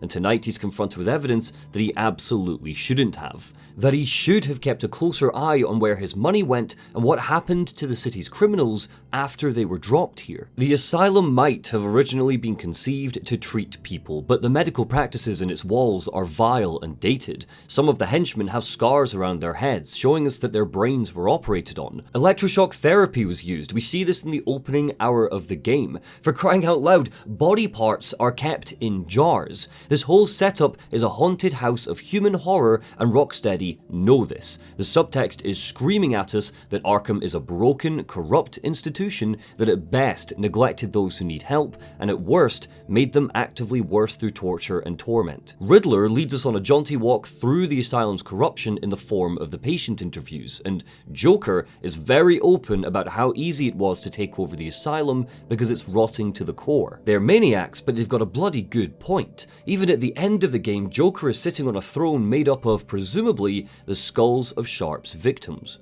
My name is Quincy Sharpe, the spirit of Amadeus Arkham. You have done well to decipher my story, and I pray it has helped you on your path. I trust that through my writings you will do what is right. Please, I implore you, continue my work. This city deserves a savior. Continue my work. When we collect all of the Arkham Chronicles, we are offered a legitimate piece of detective work. Sharpe outwardly challenges us to figure out his identity, who's been scribbling these notes down and hiding them in the walls, and if we've been paying attention, we can head back to where he was for one final confession. The game ends with Sharpe getting away with claims that he was victimized by the Joker, and Batman says nothing. He doesn't make a single comment. He doesn't reach out to Oracle to ask her to track him down. He doesn't get in touch with Gordon to warn him that a serial killer has escaped the island. I don't subscribe to the belief that Asylum is problematic, I just think it misses a great storytelling opportunity. You can't accuse the game of not taking a stance because it does. The architecture of the Asylum that places Sharpe's luscious mansion alongside the claustrophobic tunnels and cells do 50% of the talking. Paul Dini wrote into the game that Joker's henchmen from Blackgate were brought over to the Asylum so we don't just need to fight torture patients. Instead, we're focusing on regular, sane criminals that are completely in control of their faculties. The lunatics are the one exception to that rule. They're the most annoying enemy type and the one that makes me the most uncomfortable because of how aggressive Bats is. But the game arms you with tools to help suspend your disbelief. Batman only takes them down with one hit. He doesn't relish in scaring them and hurting them like the regular Blackgate thugs. Is it a brutal animation? Yes, but it's the same animation he uses when taking down innocent people under Ivy's control later on. Could Rocksteady have animated a more gentle takedown, similar to what Insomniac's Spider-Man did when he had to fight innocent people? Of course, but there's evidence here that Rocksteady tried to make Batman's actions speak louder than words. In this mansion, Batman shows no reverence for the old architecture or even Asylum as a structure. In fact, he trashes a chunk of the building when he drops a bell tower on it. His behaviour shows us that he's understood the Asylum doesn't necessarily deserve to be saved, but he has to stop the Joker or people in Gotham will die. The game condemns Sharpe and the Asylum. I just think it's a waste that Batman doesn't. Despite the secret room in Sharpe's office with some bait for a second game and a post-credits scene, Rocksteady weren't planning for a sequel. Arkham City was barely a glint in Sefton Hill's eye in 2009, so they didn't have a clue what the fate of the Asylum would be. But we do learn in the sequel that it was shut down. With the benefit of hindsight, I imagine Rocksteady would have patched in 1 or 2 lines of dialogue to Asylum that indicated Batman played a role in that shutdown. Poor Dr. Young. Still, you know how Mr. J hates a squealer. Talking about squealers. Somebody help me! Our foray into Arkham Mansion is one major setback. Not only has the Joker stolen the Titan formula and murdered its creator, but Harley Quinn's now here to tell us that she's captured Warden Sharpe. Oh no, he's such a stand-up guy, we better rescue him. It's time for a hunt. Twinkle, twinkle, little bat. Mad Hatter sits in the Asylum kitchens. Huge pots and vials bubble with chemicals and gases. He takes a deep breath of his pipe, and as he speaks, his words are thick with smoke. How I wonder where you're at. Hatter tells Batman how he was so glad he could make it. He has so many things to say. You must be feeling quite fragile by now, I expect. This house, it does things to the mind. Batman says nothing. Just a shadow. Where was I? Where am I? Where will I be? Ah yes, the apparent disorder of the universe is simply a higher order, an implicate order beyond our comprehension. That's why children interest me. They're all mad, you see, but in each of them is an implicate adult order out of chaos. He strokes a frail white dress draped on the floor. To know them is to know myself. Little girls, especially. He takes a deep breath. Sometimes, he says, sometimes I think the Asylum is a head. We're inside a huge head that dreams us all into being. Perhaps it's your head, Batman. Batman turns to see a huge mirror. He reaches out, touches the glass. Arkham is a looking glass, Hatter says, and we are you. November 1921.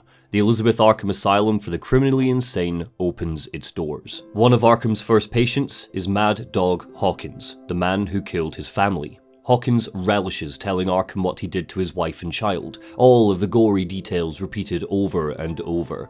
Arkham patiently listens. He treats Hawkins for 6 months. He's praised for his courage and compassion. And on April 1st, 1922, he straps Mad Dog into an electroshock couch and burns him alive. It's treated as an accident. These things happen. Arkham can't escape the smell of burned skin, but even after taking his revenge, he feels nothing.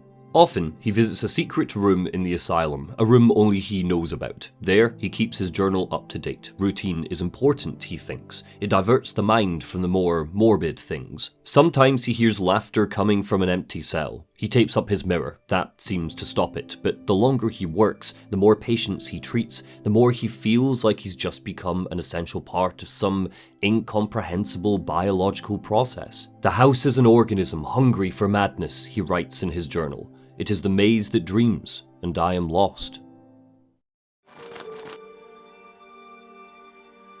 Arkham Asylum wasn't the first game to adopt a system like detective vision. You could arguably date it back to Ocarina of Time or Condemned Criminal Origins, but the most obvious influence is in Assassin's Creed's Eagle Vision. However, the reason why, even today, we compare stuff like Witcher Sense or Wraith Mode to Detective Vision and not Eagle Vision is because of how confident and impactful Rocksteady's design of it is. Quincy Sharpe took a bump to the noggin when Harley Quinn kidnapped him, so we need to track him down by following his blood. This journey takes us across the island to the penitentiary that houses Arkham's lunatics and one more big bad for us to take on. So, what better time to really look at Detective Vision and see how it holds up all these years later. Bowles dropped his flask. Sloppy. Let's see what the forensic scanner picks up. Way back at the start of the game, just as the nightmare was being born, Batman needs to track Frank Bowles through the asylum by following traces of whiskey on his breath. This is our tutorial to Detective Vision, and we see bats rifle through different views to get to one that can analyze alcohol in the air. This level of detail is what makes the system so impressive. The aesthetics of it are so cool that it's easy to forget just how simple it is in a mechanical sense. It's covered in gorgeous little touches like having Bowles' brand of whiskey or Gordon's brand of tobacco flash up on screen, or how if we use it during stealth, we can see the heart rates of thugs increase the more terrified they become. Something as simple as a differently coloured filter adds a lot to the sense of preparedness and technological acumen that makes Batman the hero he is. Depending on what it is we're tracking, tobacco, whiskey, blood, pheromones, the filter will change, adding a distinct pale line around objects in the environment so it all doesn't blend together. This gear is integral to Batman's role as the world's greatest detective, with tiny pieces of information flashing up on screen like whether or not someone is unconscious or dead. You're reminded of Batman's non-lethality in this mode and how it contrasts with the murderous instincts of his villains. But what we do in Hour 1 to find Frank Bowles is identical to what we'll do in Hour 8 to find Quincy Sharpe. We jump into first person mode, find something to scan, and then follow the blue brick road to our destination. There isn't really much detecting. Comparing the thought process behind the riddle hunts to the thought process behind these small detective vignettes is night and day. Batman's gear does all of the deduction for us here. We don't need to piece a crime scene together because the crimes are always so simple. Sharpe's cane is on the floor. It's the only notable thing in the room. I wonder what I need to scan. In an interview with Games Radar, senior gameplay programmer Paul Denning gave us a little bit of insight as to why Detective Vision was designed the way it was. Quote, "Originally, our forensic system was a lot bigger," he said. "We had 4 months prototyping at the beginning of the project, and a lot of the stuff we did for forensics we ended up dropping or leaving out, because we didn't really think it would fit with the way the game was going. If you look at the way the forensics works, there's not much of it in there, and we felt that any time you needed to learn a mechanic, it would almost be thrown away straight away because you'd be past that section." Because of how the game is structured, Rocksteady decided to focus on one simple tool that did a lot of stuff at once, rather than adding depth for depth's sake.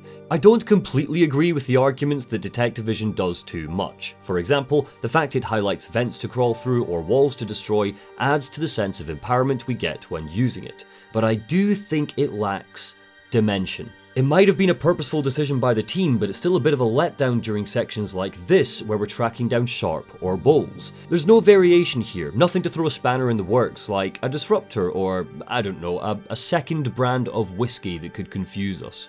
Stop, Batman, please! You've got to help my babies! I'm really not interested in a bunch of flowers, Ivy. They're in pain, crying for help! Just stay where you are.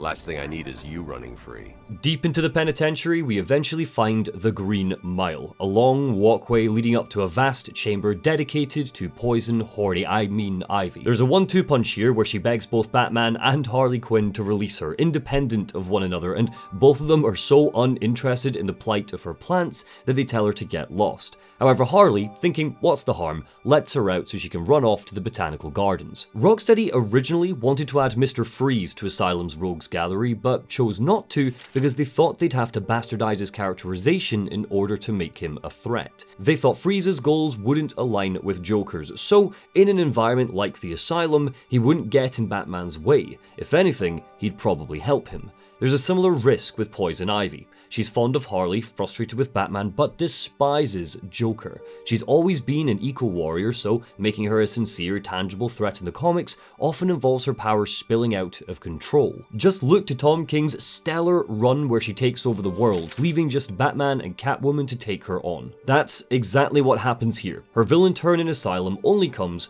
after Joker injects her with Titan, so we get an excuse to fight her without needing to worry about any messy character stuff. There's also... Do you smell that? It smells good. Wow. Huh. You know, maybe Detective Vision isn't flawed after all. Yeah, it's perfect just the way it is. Everything's perfect, especially Ivy. She likes Detective Vision, so I like Detective Vision. Yeah, mechanically, it's great, man. The game offers up opportunities to use Detective Vision during exploration and outside of these scripted moments where we follow smells or fingerprints. It reveals electrical currents under the floor or through walls, so we can follow them to security panels and unlock more spaces. True, it does boil down to following the thing again, but I like that Rocksteady have tried to cram in as much usefulness for it as they can in regular gameplay. Look who's finally turned up, the Dark Knight himself. How's it hanging, Babs? Got a little problemo for you. See those 2 guards over there? I know, shocking. How you gonna save them? Harley strings up a couple of security guards above electrified water and counts down while we scramble to find the panels and shut off the power. Here, there's an immediate correlation to using Detective Vision and completing an objective. And it's not the only time the main story uses it to overcome a villain-specific obstacle. It's also a key crutch during stealth because it lets Bat see enemies through walls, simulating that feeling of being the Batman. Activating it would be the first thing I'd always do at the start of a stealth arena, just so I could get a lay of the land and where all the vantage points are. Where are the explodable walls? Where are the gargoyles? Where are the vents? Where are the goons? 4 important questions when plotting my route, and 4 important questions that Detective Vision answers. When using the challenge maps, I like to give it a go without Detective Vision, just to challenge myself, and while that does add a sense of difficulty, I think it takes away from the sense of being a predator just a little bit. You don't realise just how cool something is until it's gone. I just wish there was a way to tag enemies with it, because turning it on flashes up an obnoxious split-second sheen of white that's hard on the eyes. It's also useful in combat. The Arkham games are generally fantastic at illuminating important information through color coding. For example, the stun batons that thugs wield are a bright, shiny blue, so they stand out. But if you need that extra leg up, you can turn on detective mode and see which baddies need to be prioritized. Guns, knives, batons, they all light up a crystal clear red, so you can reset your spatial awareness during free flow. It's basically an accessibility feature years before they were expected in AAA games. Fancy another interview? When Sefton Hill spoke to Gamasutra, he described how they found their Batman. Quote, "We started by taking facets of the character from the comics directly and said, these are the things that are Batman. We wrote those things on a board and said, we have to make a game that really exaggerates these things and brings them to the fore." Detective Vision really exaggerates Batman's technical prowess and his preparedness. That was Rocksteady's mission, and even when we're a little frustrated by how surface level it is, it's hard not to look at Asylum and think, yeah, mission complete, you did it. I feel like Batman, and I just started thinking like him all the way back here. Hey, hands off the merchandise. That's my party list. Quiet. Why the smiles next to certain names? You're the detective, you tell me. I can't say the same for how we take down Harley Quinn. She hides up in a control center and we fight a handful of goons before locking her up in a cutscene. Even throwing her in as part of the hordes we need to battle would have been better than this. It's a real disappointment, only softened by the hilarious reveal the Joker is so petty that he strikes her off his party list because she was defeated by us. But with Quincy Sharpe sadly saved and Harley Quinn out of the picture, it's time to follow Poison Ivy to the Botanical Gardens. Let me get my wellies. The entrance to electrocompulsive therapy has Greek letters scrawled above it, a childish chisel into the rock stating, "Discover thyself." Inside sits Maxi Zeus, plugged into the generator. Wires are inserted into his temples, his chest, his arms, his legs, charging a steady flow of electricity into his body. His skin is blue, or is it just the light? Nobody can tell. "Ah," he muses as Batman enters. "Ah, pilgrim, come into my essence, pilgrim, gaze upon the Lord thy God." He holds an oak barrel in his hands. Hundreds of flies buzz around it, too many to count, like they could swarm and overtake Zeus at any moment. "The fire of heaven," he says. "Look here, I've saved it all. There's power in it, you see." Batman can't bring himself to speak. Zeus takes the lid off of the barrel and even more flies burst from within. He stares inside with provenance. "Eat. Drink. This is my body. This is my blood. The AC/DC altar awaits. Let me know you in the form of a shower of sparks." He offers the barrel towards Batman. "Here, my gift to you. I can give you power." Batman backs slowly out of the room before returning to the shadows. Again, he runs, with Zeus's screams echoing through the tunnels behind him. Amadeus Arkham is at the opera, Wagner's Parsifal. His friends have dragged him out tonight because of his ill health. They're hoping to pull him away from his work. He worries that they don't understand. He's breaking. Time is becoming strange. Back at home, he takes mushrooms, hoping they'll give him clarity. His thoughts come together and tell him that the house, the asylum, it's alive. It's trying to communicate with him. He watches as two clownfish glide through the air toward each other, making the sign of Pisces. Pisces, that's it, the symbol of trial and initiation. Just like the beetles his mother would eat, it's a symbol of rebirth. It's here that our two stories clash. We see Batman fall into the lair of Killer Croc, and Amadeus Arkham's journal haunts each panel, each page. As Batman raises his head and looks into the eyes of a monster, Arkham thinks about how the asylum has shown him a path. He must follow it where it leads. He must confront the madness head on. As we see Croc rumbling out of the darkness, Arkham resolves to face the dragon within himself. Batman and Croc slash at each other. Batman is too slow, too groggy, too mad to stand a chance.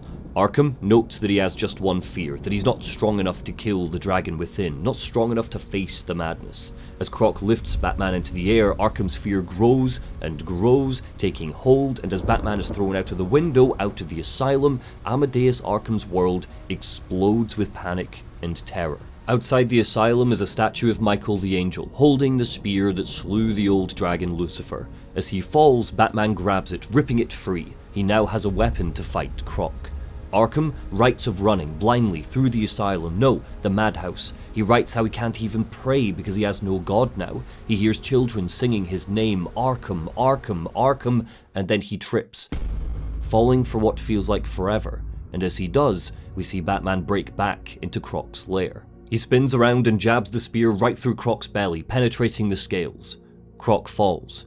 Back in 1921, Arkham collapses to the floor, no longer able to tell where the madness ended and he began. He's lost.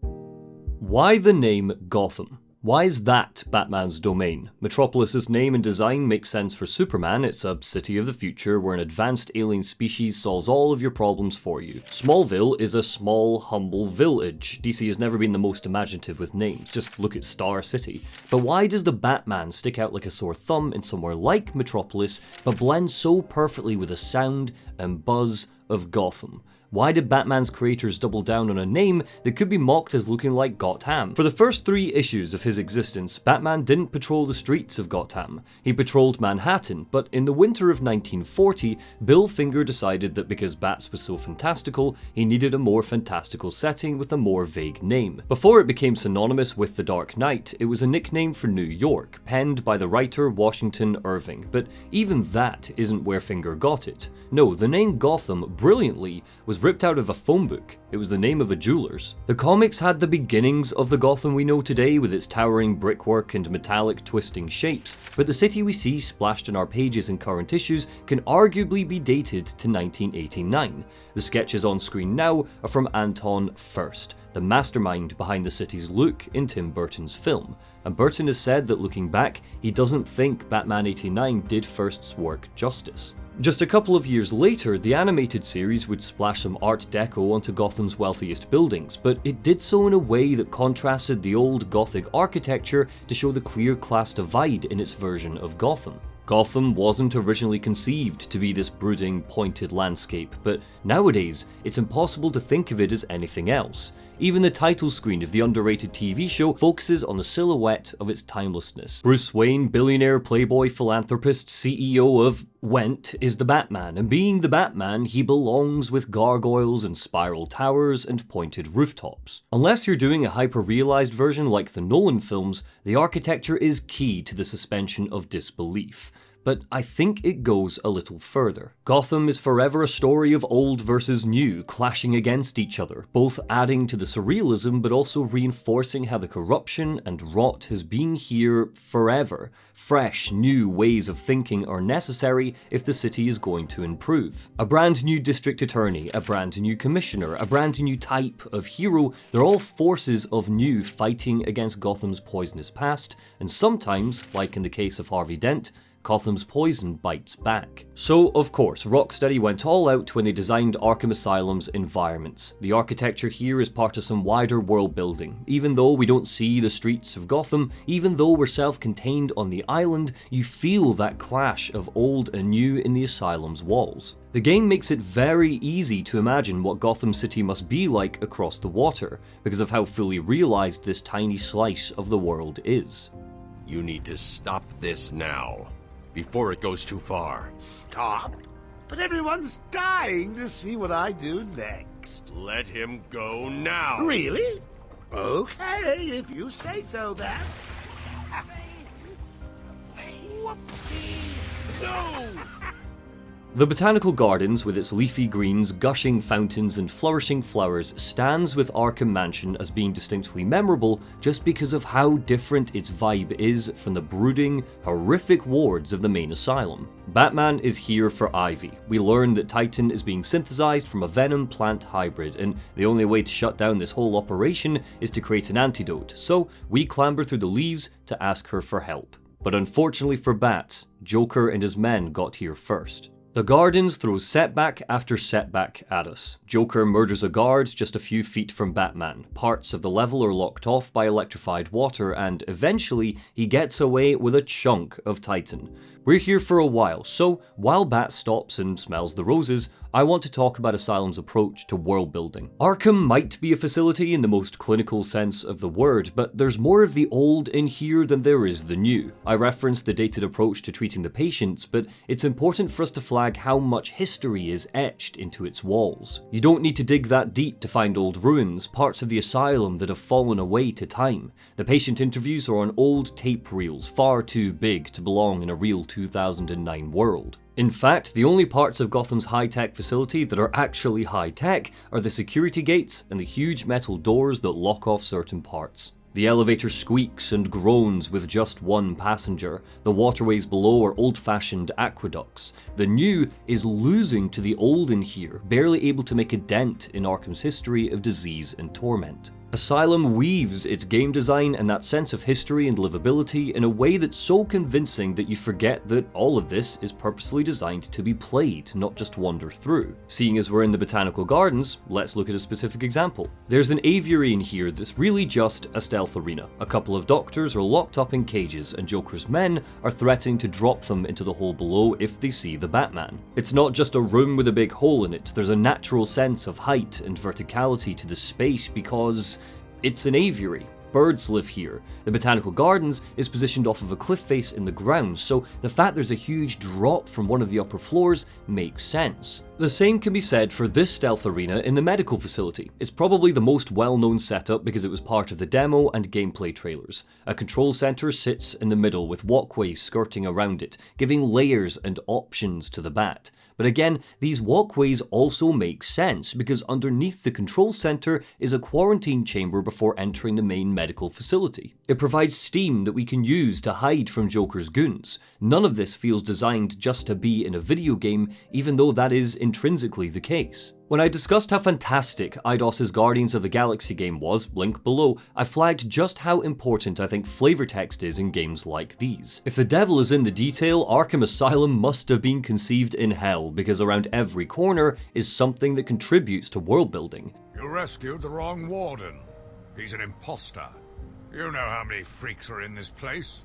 Clayface is in the penitentiary, stomping back and forth, and will transform into Sharpe, Gordon, or Aaron Cash if you turn your back, begging Batman to let them out. Even Ra's al Ghul's body is sitting in the morgue, which has some weird implications for Arkham City, but let's not think about that for now. Even though we see just a small percentage of Batman's vast catalogue of rogues, there's evidence here of the asylum's long history with them. They're either running around and we just don't bump into them, or they were here long ago and have since been released. Oh, and just as a quick aside, the patient tapes that give background and detail to our cast of villains can be listened to while running around and exploring, meaning you don't need to sit in your menu to drink up that all-important flavor text. Thankfully, this is a trend that continued in every AAA video game after 2009. Isn't that right, Callisto Protocol, you bastion of bullshit? Because of this emphasis on history, we get to understand more about where in Batman's career he is. He's had time to develop a Batmobile, all of these gadgets, a satellite Batcave, and even the Batwing, which appears here, in fact, towards the end of the Botanical Gardens. Batman looks at a ravine and thinks, I'm gonna need something to get over this ravine. He doesn't just look for an angle to grapple up to, he summons the goddamn Batwing to drop off the line launcher.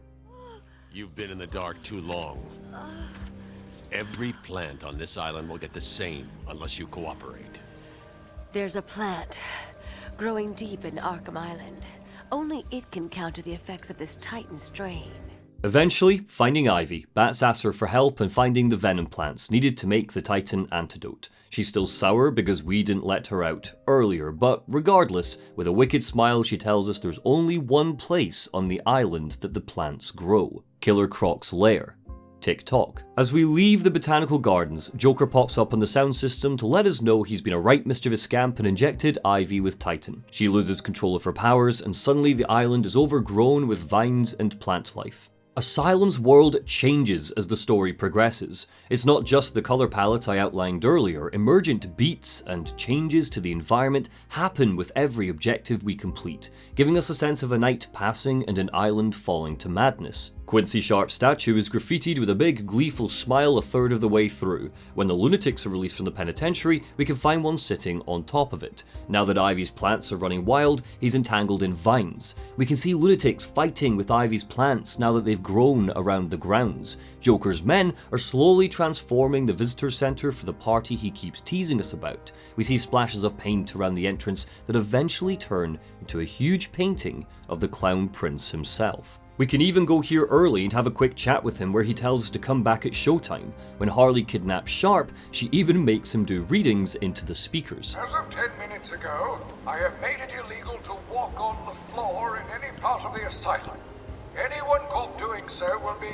Oh, this is stupid. It's the least that guy deserves. Asylum's villains, especially the Joker, feel omnipresent. Television screens are strewn around the facility, so he can pop up whenever he likes and broadcast himself to us. A little reminder if we, impossibly, forget that he's pulling the strings. Even when he's not on screen, the game is coated in incidental dialogue, with Mark Hamill working overtime to yell at his henchmen, yell at Batman, or generally just babble about how much fun he's having. In a story that spans about 12 hours, I think Joker is physically around for maybe 30 minutes, but every minute after that is likely to have his voice echoing around the asylum. This isn't just for entertainment's sake though, it also gives us a more rounded sense of who this Joker is. He's supposed to be plotting and planning and scheming to take over Gotham with barrels of Titan, but if we're being frank, it's clear this is all just one big game. An island-wide puzzle for Batman to crack. The Joker refuses to tear himself away from his microphone, from his taunting, because all he cares about is what he's doing to Batman.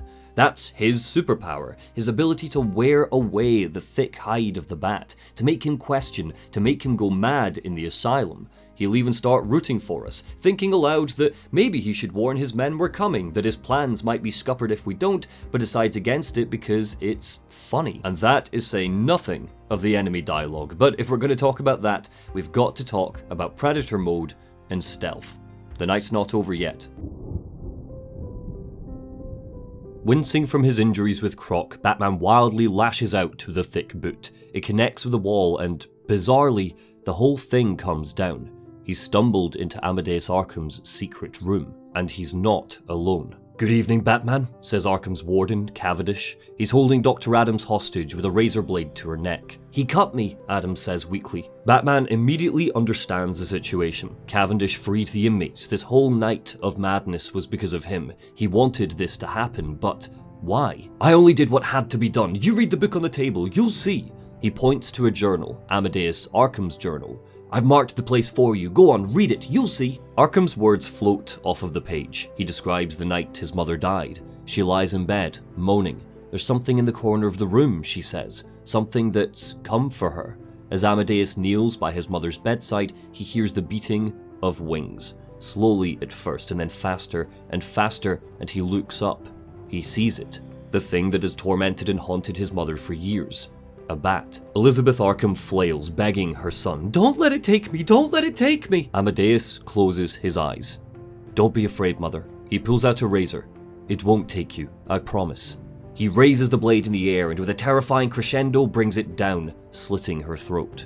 Batman reads the rest of Arkham's words, scrawled across the page. "I understand now what my memory tried to keep from me," he writes. "Madness is born in the blood. It is my birthright, my inheritance, my destiny. I shall contain the presences that roam these rooms and narrow stairways. I shall surround them with bars and walls and electrified fences and pray they never break free. Leather wings enfold me." "Do you see now?" Cavendish froths at Batman, still holding Adams hostage. "It's you who've kept this place supplied with poor, mad souls for years. You who've fed this hungry house. You are the Bat." "No," Batman stumbles to find the words. "I'm just a man." "I'm not fooled by that cheap disguise," Cavendish spits back. He explains how Arkham studied shamanistic practices. He knew that only rituals and magic could contain the Bat. He used salt to banish evil spirits. He scratched a binding spell onto the floor of his cell with his fingernails. 2 years ago, I found this room," Cavendish goes on. "I read his journal. I just couldn't stop thinking about what Arkham had said, and I realized it was my destiny to finish what he started, so..." He smiles. "I set a trap for the Bat." To get to Croc's lair, we need to go back through intensive treatment. The classic way through is blocked by vines, so wait, what's happening? The game's crashed? What is this, Gotham Knights? Scarecrow's third and final appearance breaks past Batman's fears and slides into the psyche of the player with gleeful abandon. We're reset back to the beginning of the game, watching that slick, wet, opening cutscene where Batman brings Joker to the asylum, but something has changed. The moon looks a little different. Joker's driving the car. The roles have been reversed. The Bat has been broken. Scarecrow's fourth wall break almost didn't make it into the game. Rocksteady had to fight their corner because Warner Brothers were worried people would really think the game had crashed. But there's something even cooler happening here than just an apocalyptic demolishing of the fourth wall. We're getting an even deeper dive into Batman's mental state as his night in Arkham comes to an end. He's a patient in this vision, strapped down, screaming. In first person, we watch as Scarecrow, Harley, and Joker leer at him, like the doctors did to Joker at the beginning of the game. Joker spent 8 hours teasing us, claiming we're as crazy as he is. We run around dressed like a bat after all. This is one of Batman's greatest fears, that he is going a little mad, that deep down, he belongs in here with his villains. Scarecrow's nightmare levels flip the Caped Crusader's strength and confidence on its head. We're Predator become prey, a rat caught in a trap, racing around a swirling vortex without the means to protect ourselves. A mad doctor so big, so cataclysmically big, hunts for us, chases us, wiping us out with a one-hit kill because we're so weak. Is this how the insane inmates see the doctors when they poke and prod at them? Is this the same level of fear they have when they're undergoing electroshock therapy? Can we really say that lunatics locked in cages don't experience something like this every morning without the help of Scarecrow's fear toxin? But just like Grant Morrison said, you're not God until you know what it feels like to be a mouse caught in a trap. We're not truly Batman until we experience that jolt of fear. If the Scarecrow levels simulate that, then Predator mode and stealth make us feel like God. So, as Batman showcases his superhuman discipline, overcomes Scarecrow's toxin, and pursues Dr. Crane into the sewers, let's talk about feeling like a Predator. The invisible Predator mode is really the core feeling of being Batman. You know, we have bad guys that got guns. Batman is a superhero, but he's not, superhuman. If a guy unloads a shotgun in his face, it's going to hurt a bit. Paul Crocker there, lead narrative designer on Arkham Asylum. He goes on in this interview to flag how the game's stealth mechanics are one of the core pillars of feeling like Batman, and more than any other part of the game, more than combat, more than exploration, more than detecting, this is definitely the most polished part. Each stealth arena has a similar setup. An average of 6 bad guys armed with deadly weapons patrol the area. Batman needs to survey the space, plan his route, and clean them out. There are only a couple of rare moments where there are insta-fails for being detected, where stealth is a must, so this is an entire system designed to be an option to the player. If you want to drop down and risk getting Batman's head blown off, you are more than welcome to do so. So, if stealth is just an option to the player, how do Rocksteady make us want to use it?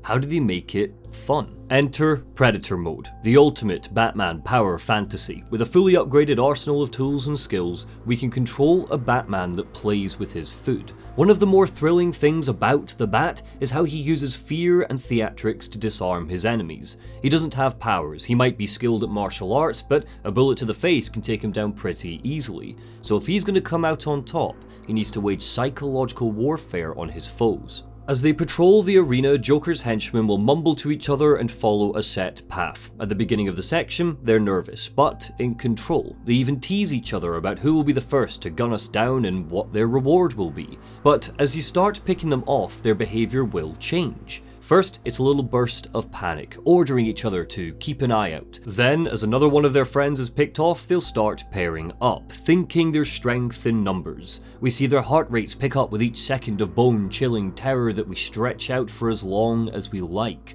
until finally, there's just one poor thug left. Joker in one ear, laughing at him, crooning that if he can't kill Batman, he'll shoot his family. The sounds of a whooshing cape in the other, searching the shadows for his tormentor. Shut up and keep looking! The variety of stealth tactics in Asylum seem almost trite when you compare to what the series will later give us. For example, vents are only useful for escape or maneuverability, but there's still plenty of directions your stealthy Batman can take.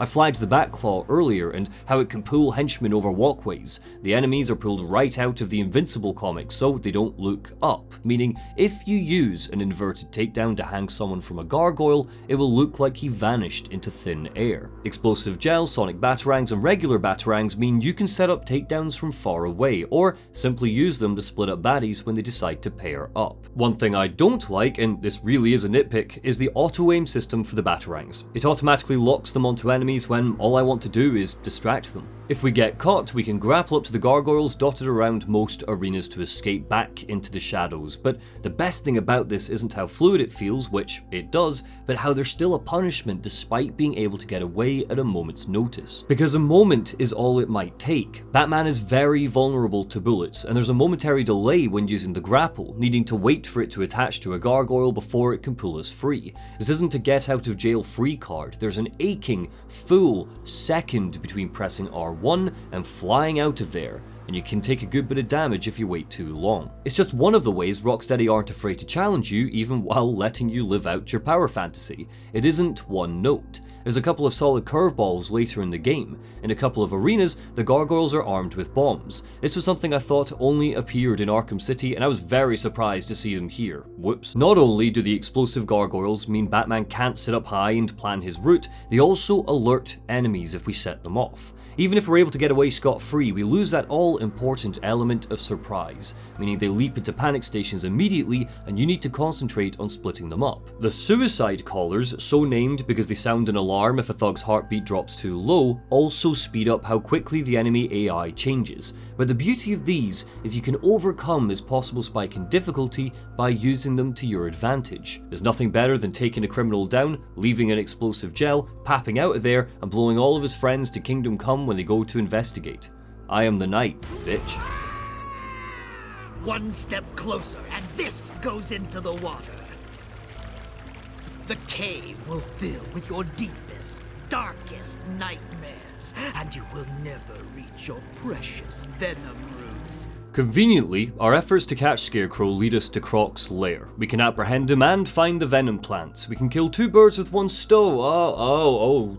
Sorry, John. With Scarecrow's supposed death, massacred by Croc and left to rot in the asylum's sewage, our target changes. From prey to predator to prey again. It's time for the Killer Croc boss fight. If Scarecrow toyed with us with a macabre fourth wall break and Predator mode gives us the feeling of a hunter in the shadows, Killer Croc's boss is a true highlight because of how tense it is. All tension before this point comes from the player. When sitting atop a gargoyle, we create that all-important back and forth to inspire fear in our enemies. They never know when Batman's going to come at them, but in Croc's tunnels, it's the other way around.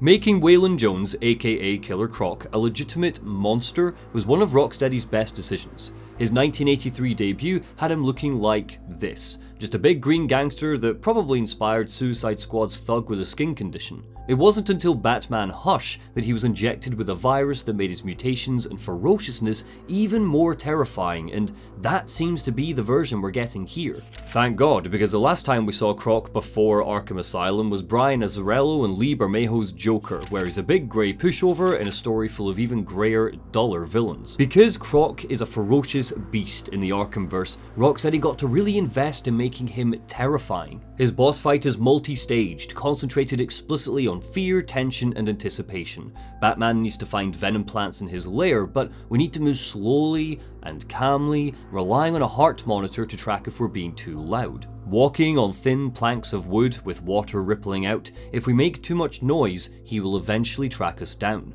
forcing us to stun him if we want our personal space back. The concept has been talked to death. By now, I think we can all agree that Killer Croc's boss is the standout in a game stuffed with mediocre ones. But returning to Arkham, I completely forgot about one of the more interesting things about this fight. We need to regularly swap between the line launcher, the batarangs, and finally the explosive gel to navigate his lair, keep him off our back, and eventually defeat him. When it all comes crashing down on Waylon Jones's head, I look at this sequence and I see it as the game testing our skills with stealth and gadgets. With all of this talk about stealth, I am aware that I failed to dive into one of the key things that make Arkham Asylum so lauded. We've touched on it briefly in the other sections, but as we start to wrap up with just two big bads left to confront, let's turn our attention to the game's level design and structure. Cavendish, you're sick, Batman says. You need help. I'm sick, the warden laughs. Have you looked in the mirror lately? He throws himself at the bat, foam bubbling from his mouth. With the razor, he gouges at Batman's arm, knocking him to the floor. Kneeling on top, Cavendish starts to choke the life out of him. Mommy's boy, he grunts. Mommy's boy! And Batman, weakened from his night in the madhouse, can't do anything but beg Ruth Adams for help. She stands, watching helplessly as the two men grapple on the ground. The light starts to leave Batman's eyes. And then, she picks up the razor and cuts Cavendish's throat. Mommy! He wheezes and falls to the ground, dead. Adams drops the blade, staring at the body in horror. Oh my God, she moans. His throat, I didn't mean to, Batman's voice, hoarse, echoes out of the gloom. He got what he deserved. He goes on to ask if she knows the way out. Adams points him in the right direction with a trembling hand. Batman asks if she still has Two-Face's coin. No more torment will happen tonight. Adams pulls the coin from her pocket and offers it to Batman. You're going back there, aren't you? You're going to undo all of my work. What are you? Taking the coin, Batman rolls it between his fingers. Stronger than them, stronger than this place. I have to show them. Adams tells him that's insane. Exactly. Batman bares his teeth. Arkham was right, sometimes it's only madness that makes us what we are. He grabs an axe hanging on the wall and heads back to the bowels of the asylum. Or perhaps, destiny.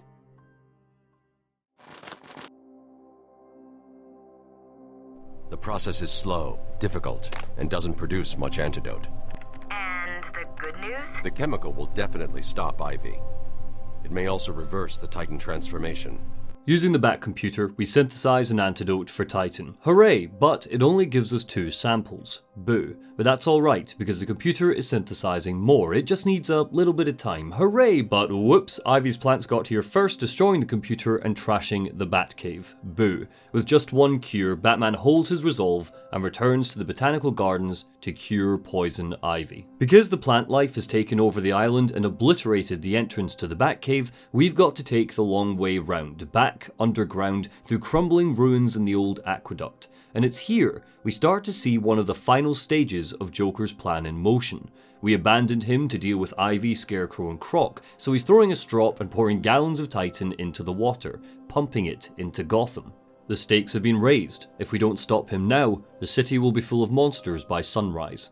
The next half hour of gameplay strips Asylum's level design down for all to see, even the wobbly bits. There's a lot of great here, especially in how the arenas are structured, but it's not without its failings. This whole section through the aqueduct doesn't let us use Batman's grapple because it can't cling to the tumbling brickwork, which means we need to find our way up the old-fashioned way, through climbing. Holding the run button gives Batman an automatic leap off of cliff faces, and he can cling to predetermined gaps in the wall to pull himself up. Just like the Riddler trophies and Metroidvania-isms, the individual climbing beats get a bit samey by the final hour. There's a lack of depth and dimension, like this elevator shaft, where we need to blow up 4 walls in a row to give us ledges to grapple to.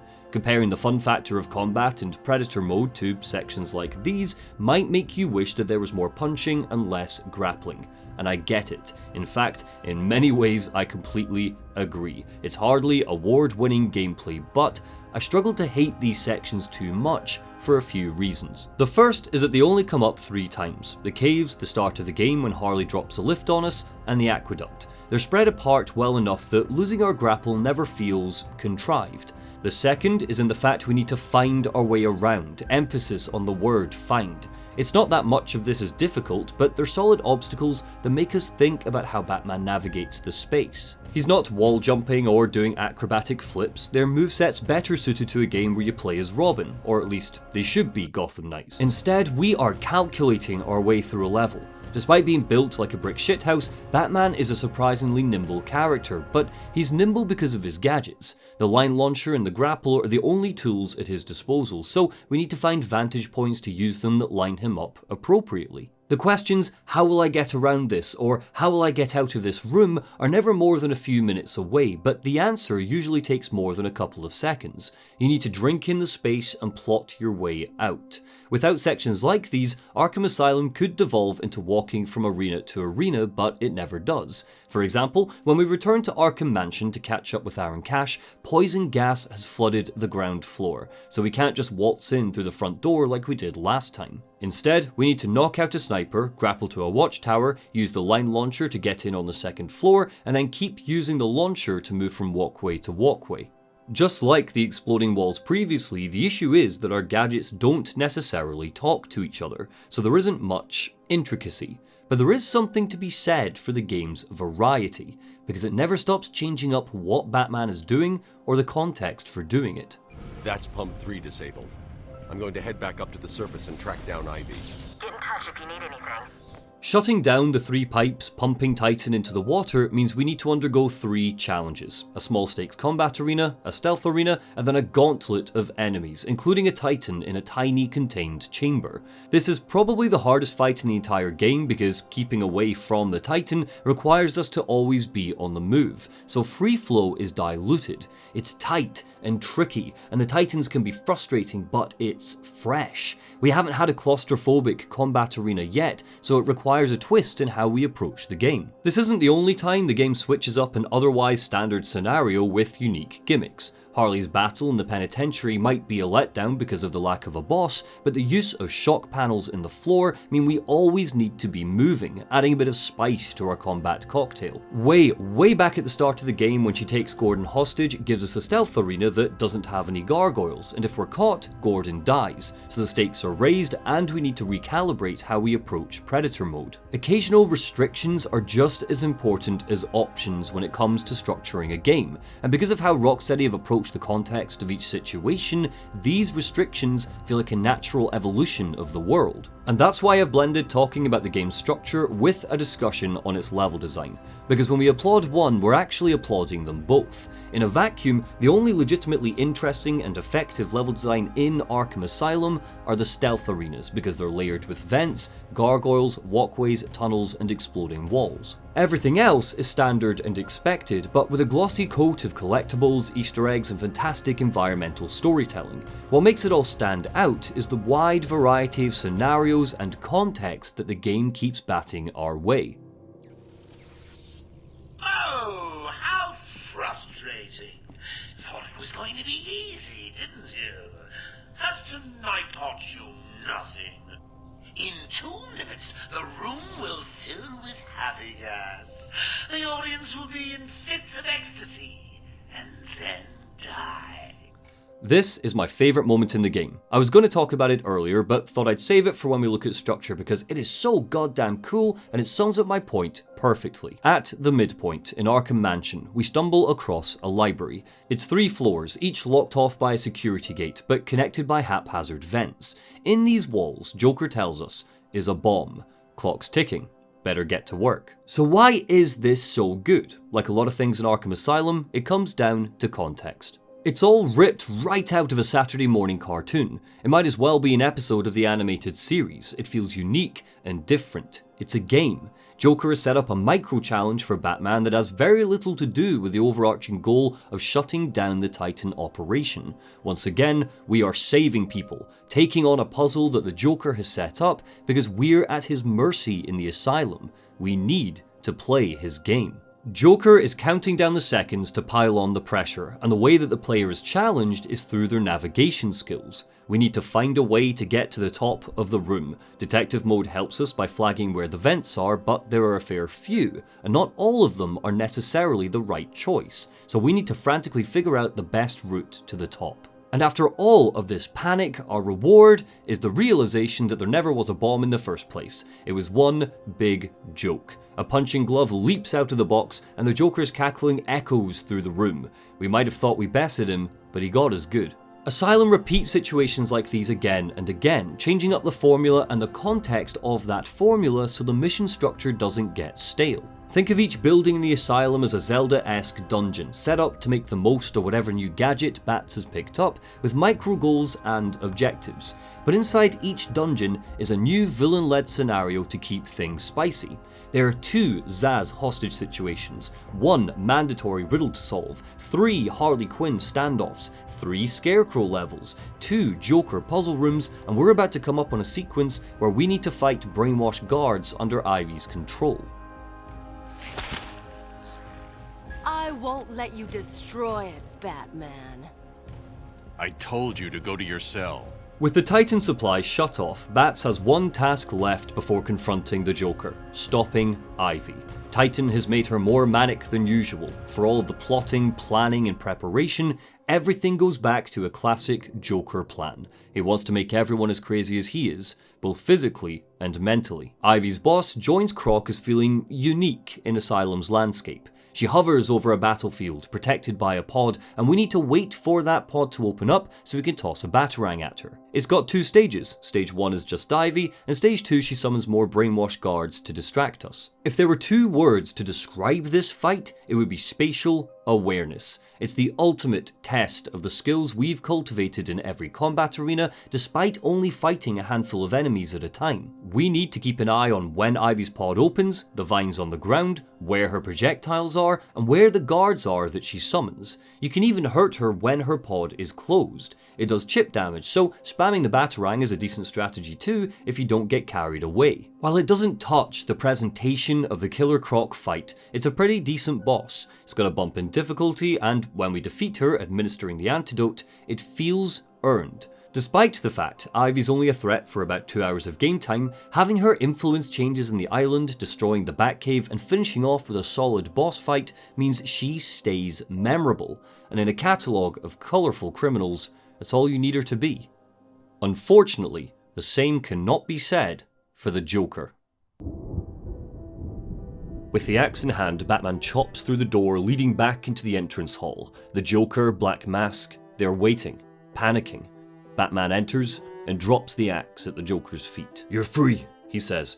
"You're all free." Oh! Joker claps his hands together. We knew that already, but what about you? Have you come to claim your kingly robes, or do you just want to put us out of our misery? Batman pulls the coin from his pocket. A flash of compassion spreads across his face. No more torture, no more torment. He's journeyed through the fire and brimstone tonight and found himself empathizing with the damned. "Why don't we let Two-Face decide what to do with me?" He tosses the coin through the air and Two-Face catches it. A beat, a pause that lasts centuries, echoing back to the days of Arkham. "If the unmarked face comes up, he goes free," Two-Face mutters.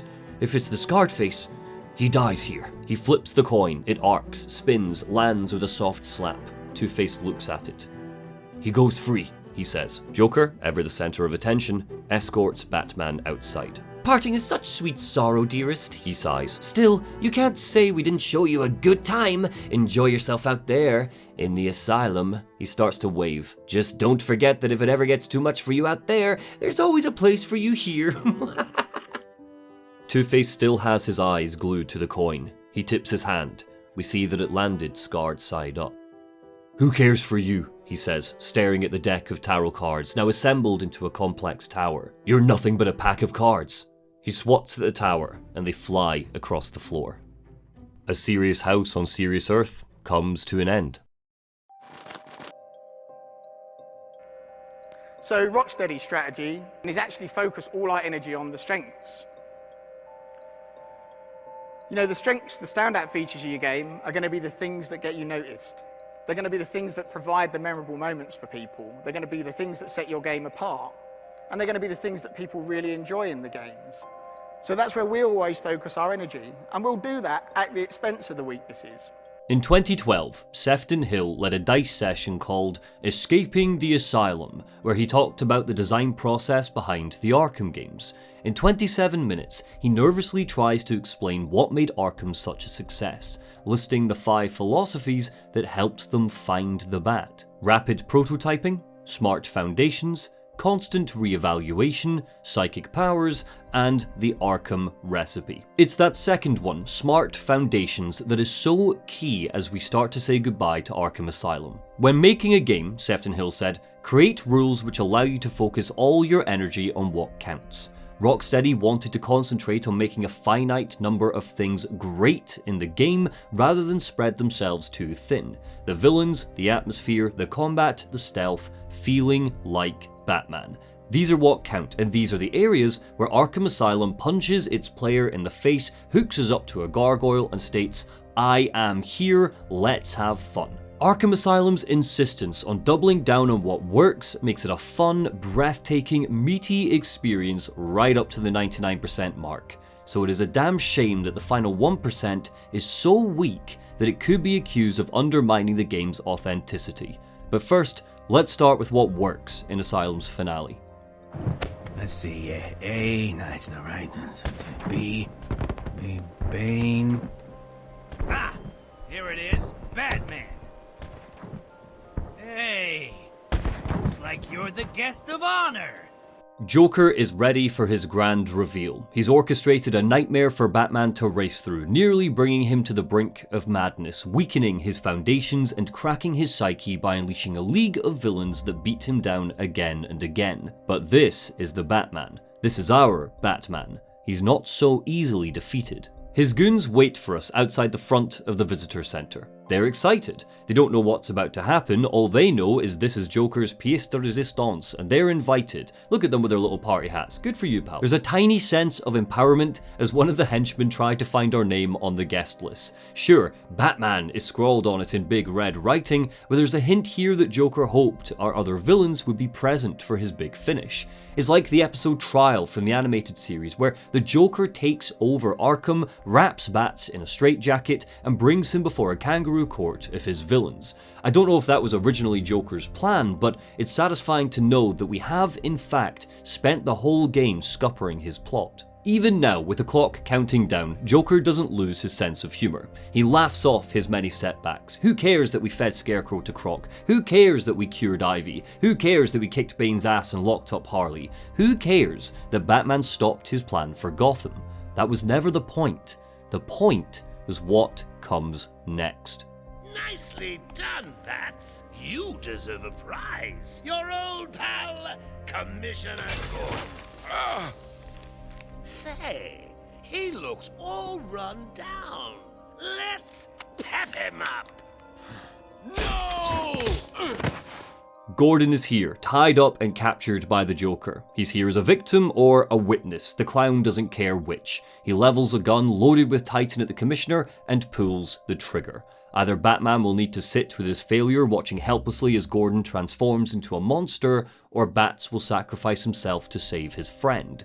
Either way, Joker wins, right? Of course, Batman's a hero, so he picks option 2. He saves Gordon, but takes a chunk of Titan to the heart, the ultimate test of his discipline and determination. Joker's plan is complete. He's driven the Bat crazy. Locking us in the asylum didn't work. Scarecrow's fear toxin didn't work. Mindlessly murdering people and reminding Batman of his failures didn't work. But this isn't psychological. This is physical, chemical. But we are the Batman. Joker underestimated us. Even when Joker tickles us with a goddamn feather, he is able to stay in control. Everything I've just described to you is great. Bringing Gordon back to the asylum after he made it to Gotham is a little contrived, but Rocksteady continue to show off how well they understand the tone and characterization of their Batman. Everything goes back to his greatest superpower, his self-control contrasted by Joker's anarchic on-screen presence. And then, Joker injects himself with Titan, and the last 10 minutes devolve. I just wanted to bring down your grim facade and for once let you see the world as I see it, giggling in a corner and bleeding. But you've denied me even that. I have nothing to live for. Narratively, this works, especially in the wider context of the full series because it sets up the franchise arc. Presentation-wise, it's fantastic. Joker's plan has completely failed, so he throws a tantrum in the form of a televised battle to the death broadcast into the homes of Gotham. But mechanically, Joker's boss fight is up there with Naked Atlas as an all-time disappointment in a game that could otherwise be called a masterpiece. There's just one phase. We fight some standard grunts, not even knife baddies or stun baton enemies, so the challenge is distinctly lacking. After clearing out a wave, we use the Batclaw to pull the Joker into the ground, where his giant bone fingers get stuck so we can punch him. It commits a chunk of my boss fight sins, but the big one is that we don't fight the Joker. We can't toss some batarangs for chip damage like we did with Poison Ivy. Joker himself doesn't actually try to hit us. That's saved for his minions. It's not a battle to the death with a Joker, it's a battle to the death with Mickey and Mike, a couple of Blackgate prisoners that don't even know what's going on. I would argue that a stealth section would have worked nicely here, even if it was included as a stage before we fight Titan Joker. When it comes to punching, the Joker just isn't a threat, and he doesn't need to be mutated so he can be. His intelligence, his ruthlessness, and his chaotic nature are what make him so dangerous, and these are elements better suited to a stealth arena than straight up combat. Shame about your car. Can I give you a ride? Thanks, Jim, but I have one on the way. Get some rest. You deserve it. Stay safe, Jim. Joker lies in a heap on the ground. The cops rush in, securing the asylum for good.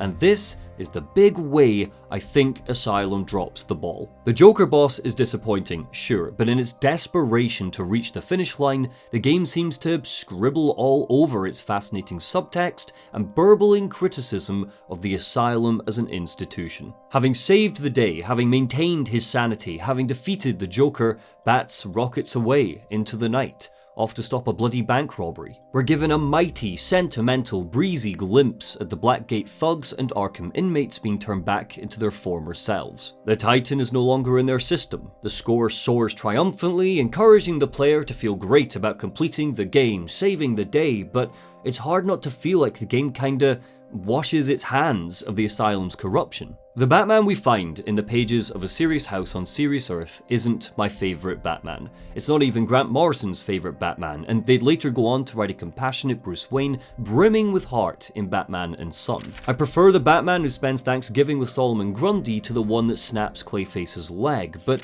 despite the darkness in that story, A Serious House on Serious Earth ends with Batman coming to an understanding with one of the patients. He returns Two-Face's coin to him, even though that might enable his disorder and stop him from getting better. Our hero helps an old friend reunite with a coping mechanism. The story ends with empathy, but I don't think Arkham Asylum ends with empathy. I think it ends with the institution's corruption not being exposed, with Batman leaving the island while the patients are returned to their cells. Tomorrow they'll wake up for another day of torture, torment, and experiments that don't help them. And just like elsewhere in the game, Batman doesn't blink. He doesn't tell Commissioner Gordon that the asylum needs to be investigated. He just disappears into the night, off on his next adventure. He's fixed the symptom, but not the disease. While I'm not convinced Batman found himself inside Arkham Asylum, Rocksteady certainly found their Batman, and we got to find him right alongside them. It's a careful, pulpy descent into his determination, his preparedness, and his ability to remain steadfast in the mouth of madness. In the spiraling towers and cold, grim wards of Amadeus Arkham's legacy, we see a Batman without the mask of Bruce Wayne to humanize him. That means they needed to give us that humanity while balancing it with his brutality. And while the wheels of the Batmobile start to squeak and stutter in the game's finale, I think it's important to consider how minute these problems are when compared to the rest of the game. The 25th of August 2009 was a dark night for the Batman, but Rocksteady used all of their resources to make something positive and good out of it, to find a hero in this. Arkham's Batman will always speak to that, and I think that's what matters. Thanks for watching. If you enjoyed this video, I would love it if you could like and subscribe. I'm aiming to hit 100k before I get married this year, so every little helps. The badass thumbnail was designed by friend of the channel Zoltyboy, so give him some love in the comments. On the left hand side of my patrons, if you want to see videos like this early, ad-free and sponsor-free, you can join them for just £2. There are no tiers. So, order of thanks go to Michael Gallagher, Captain Cabinet, Logan Hamilton, David Brynjarsson, Name Requires DLC, George Vincent, Eric Frey, Danger Zone, Tyler Shepard, Chris McMullen, Chris McRae, Ryan Bryce, Ryan, Brent, Matt Emmy, Matthew Halsey, Sean Toland, John McGuirk, Jerome Hotchkiss, Prodigal Horse, Mr. Anthropic, Mike Chalabi, Trenchcoat Guy, Timothy Hollowell, The Heirs of History, Griffin Spencer Beam, Cody, Kyle P. Feely, Garrett Birchall, Chachas Vaz 76, Jack, Neil Mack, Sam's Forge, Aurelia, Schwabalaba, Kristen Fenchel, Neon Leah, Saint Allison, Patrick Baird, LGX, Weaving Werewolf, Nicholas Chemin, Trevor Vernon, Mark Anderson, Joel Wilcox, Pleo, Gavastrian, Blank Name, Unholy Biscuit, Uzair, Leon, Matthew Sinclair Thompson, X Wrights, Shamax, Tibby Galanu, Aiden, Jonathan Briggs, Ace Attorney Fan 621, Zachary Johnson, Daxter TK421, DNSCH, Jordan S, Jared Trainham, Damp Gibbon, Monic Harry, Kieran Gresty, Lamar825, Jeremy Shore, Ike N, The All Brand Man, Tempe, Unicourt, Anthony Holder, David J. Moran, Minato, Callum Armitage, Christopher Tierney, Torstein Sunness, Fipsy, Derek DeRosia, Luca, Tom Inns, Sammy Stuff, Jaguke, Alberto Calles, Captain Waffles, Type Raz, Dini, Zachary Powers, Andrew Munoz, Prospero, Naren Guterres Nopoff,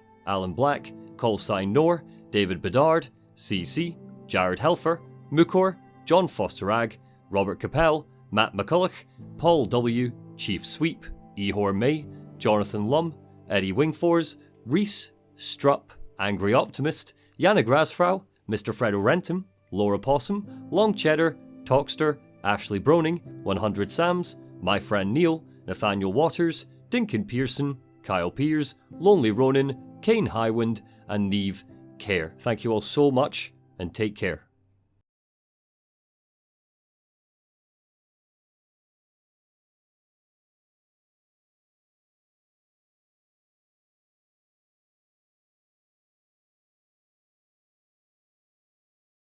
Batman refuses, leading to Joker revealing another stage in his lengthy plan, Titan, a super serum that turns patients into monsters.